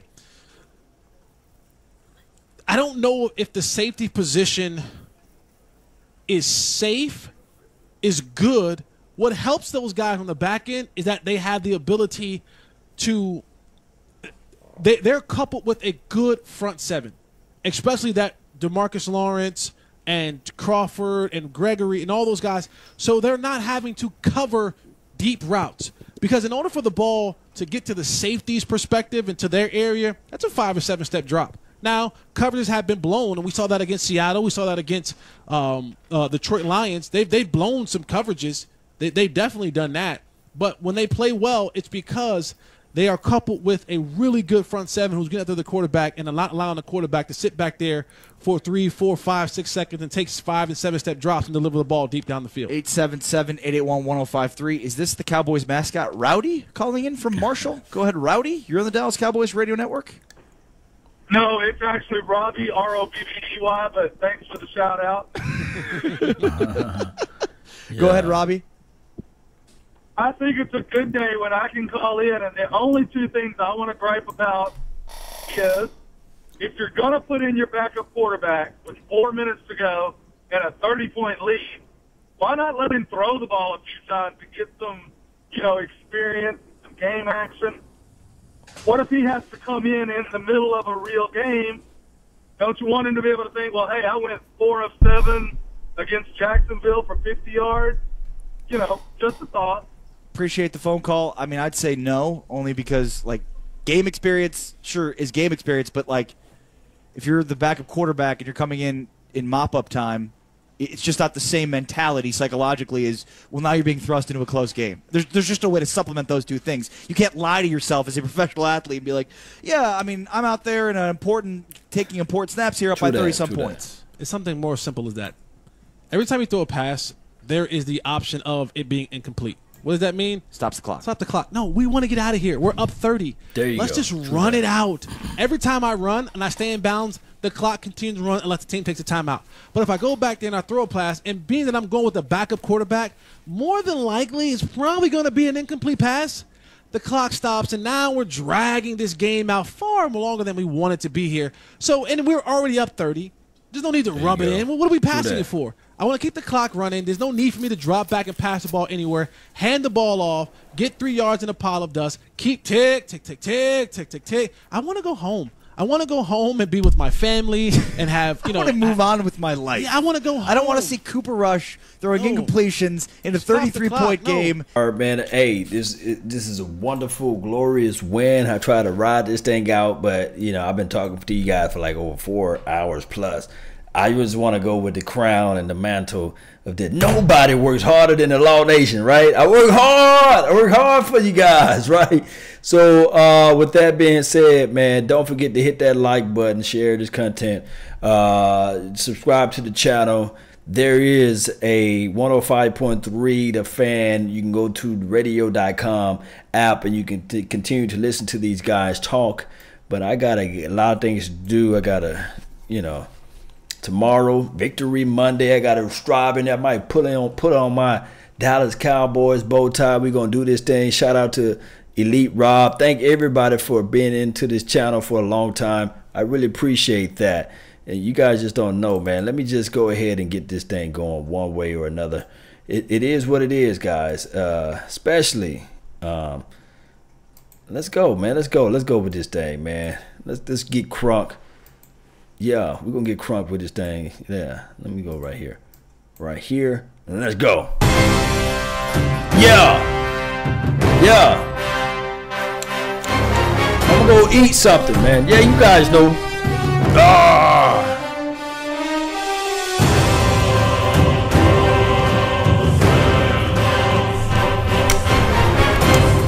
Yeah. Let's go with it, man.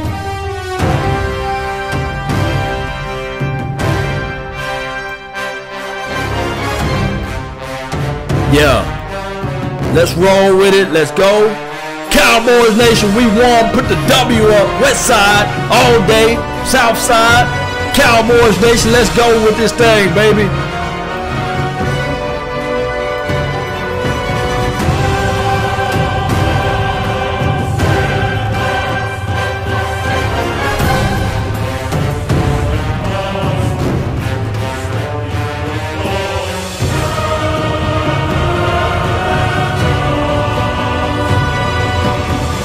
Yeah.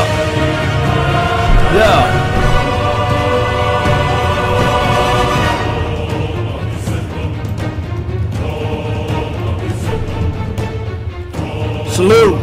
Let's get this thing going. Hit that like button, subscribe to the channel.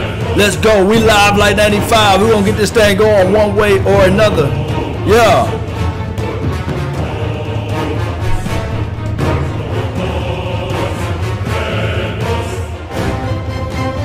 Cowboys Nation. Yeah, let's roll with it.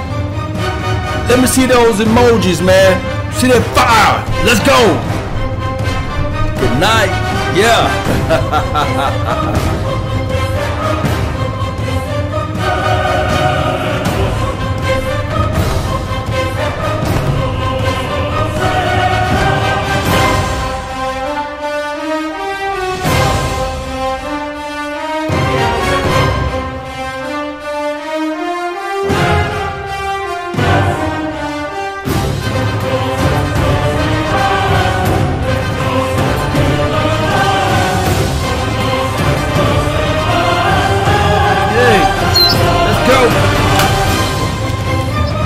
Yeah.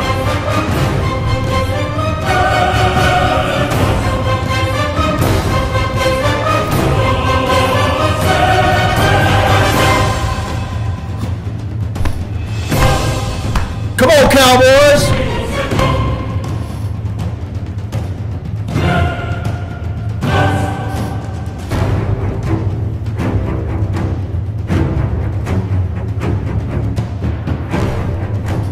Rise up. Let's go.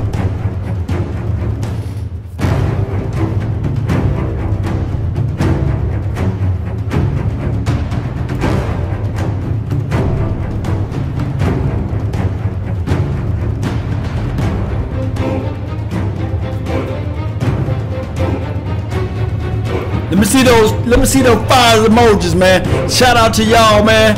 Hey, if you ain't live, you ain't lit. Let's get this thing going one way or another. Share this content. Subscribe to the channel. You guys know. And remember, you're listening to nothing but the best of hits and the oldies.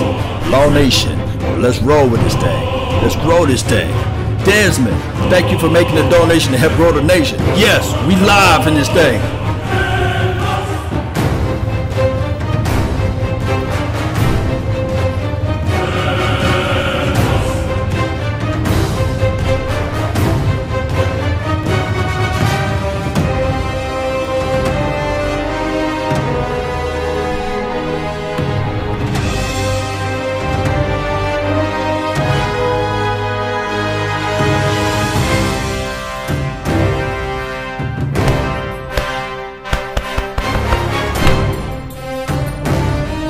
Let's roll. And remember,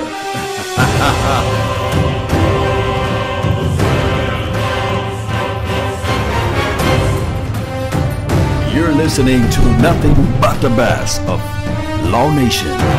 Salute.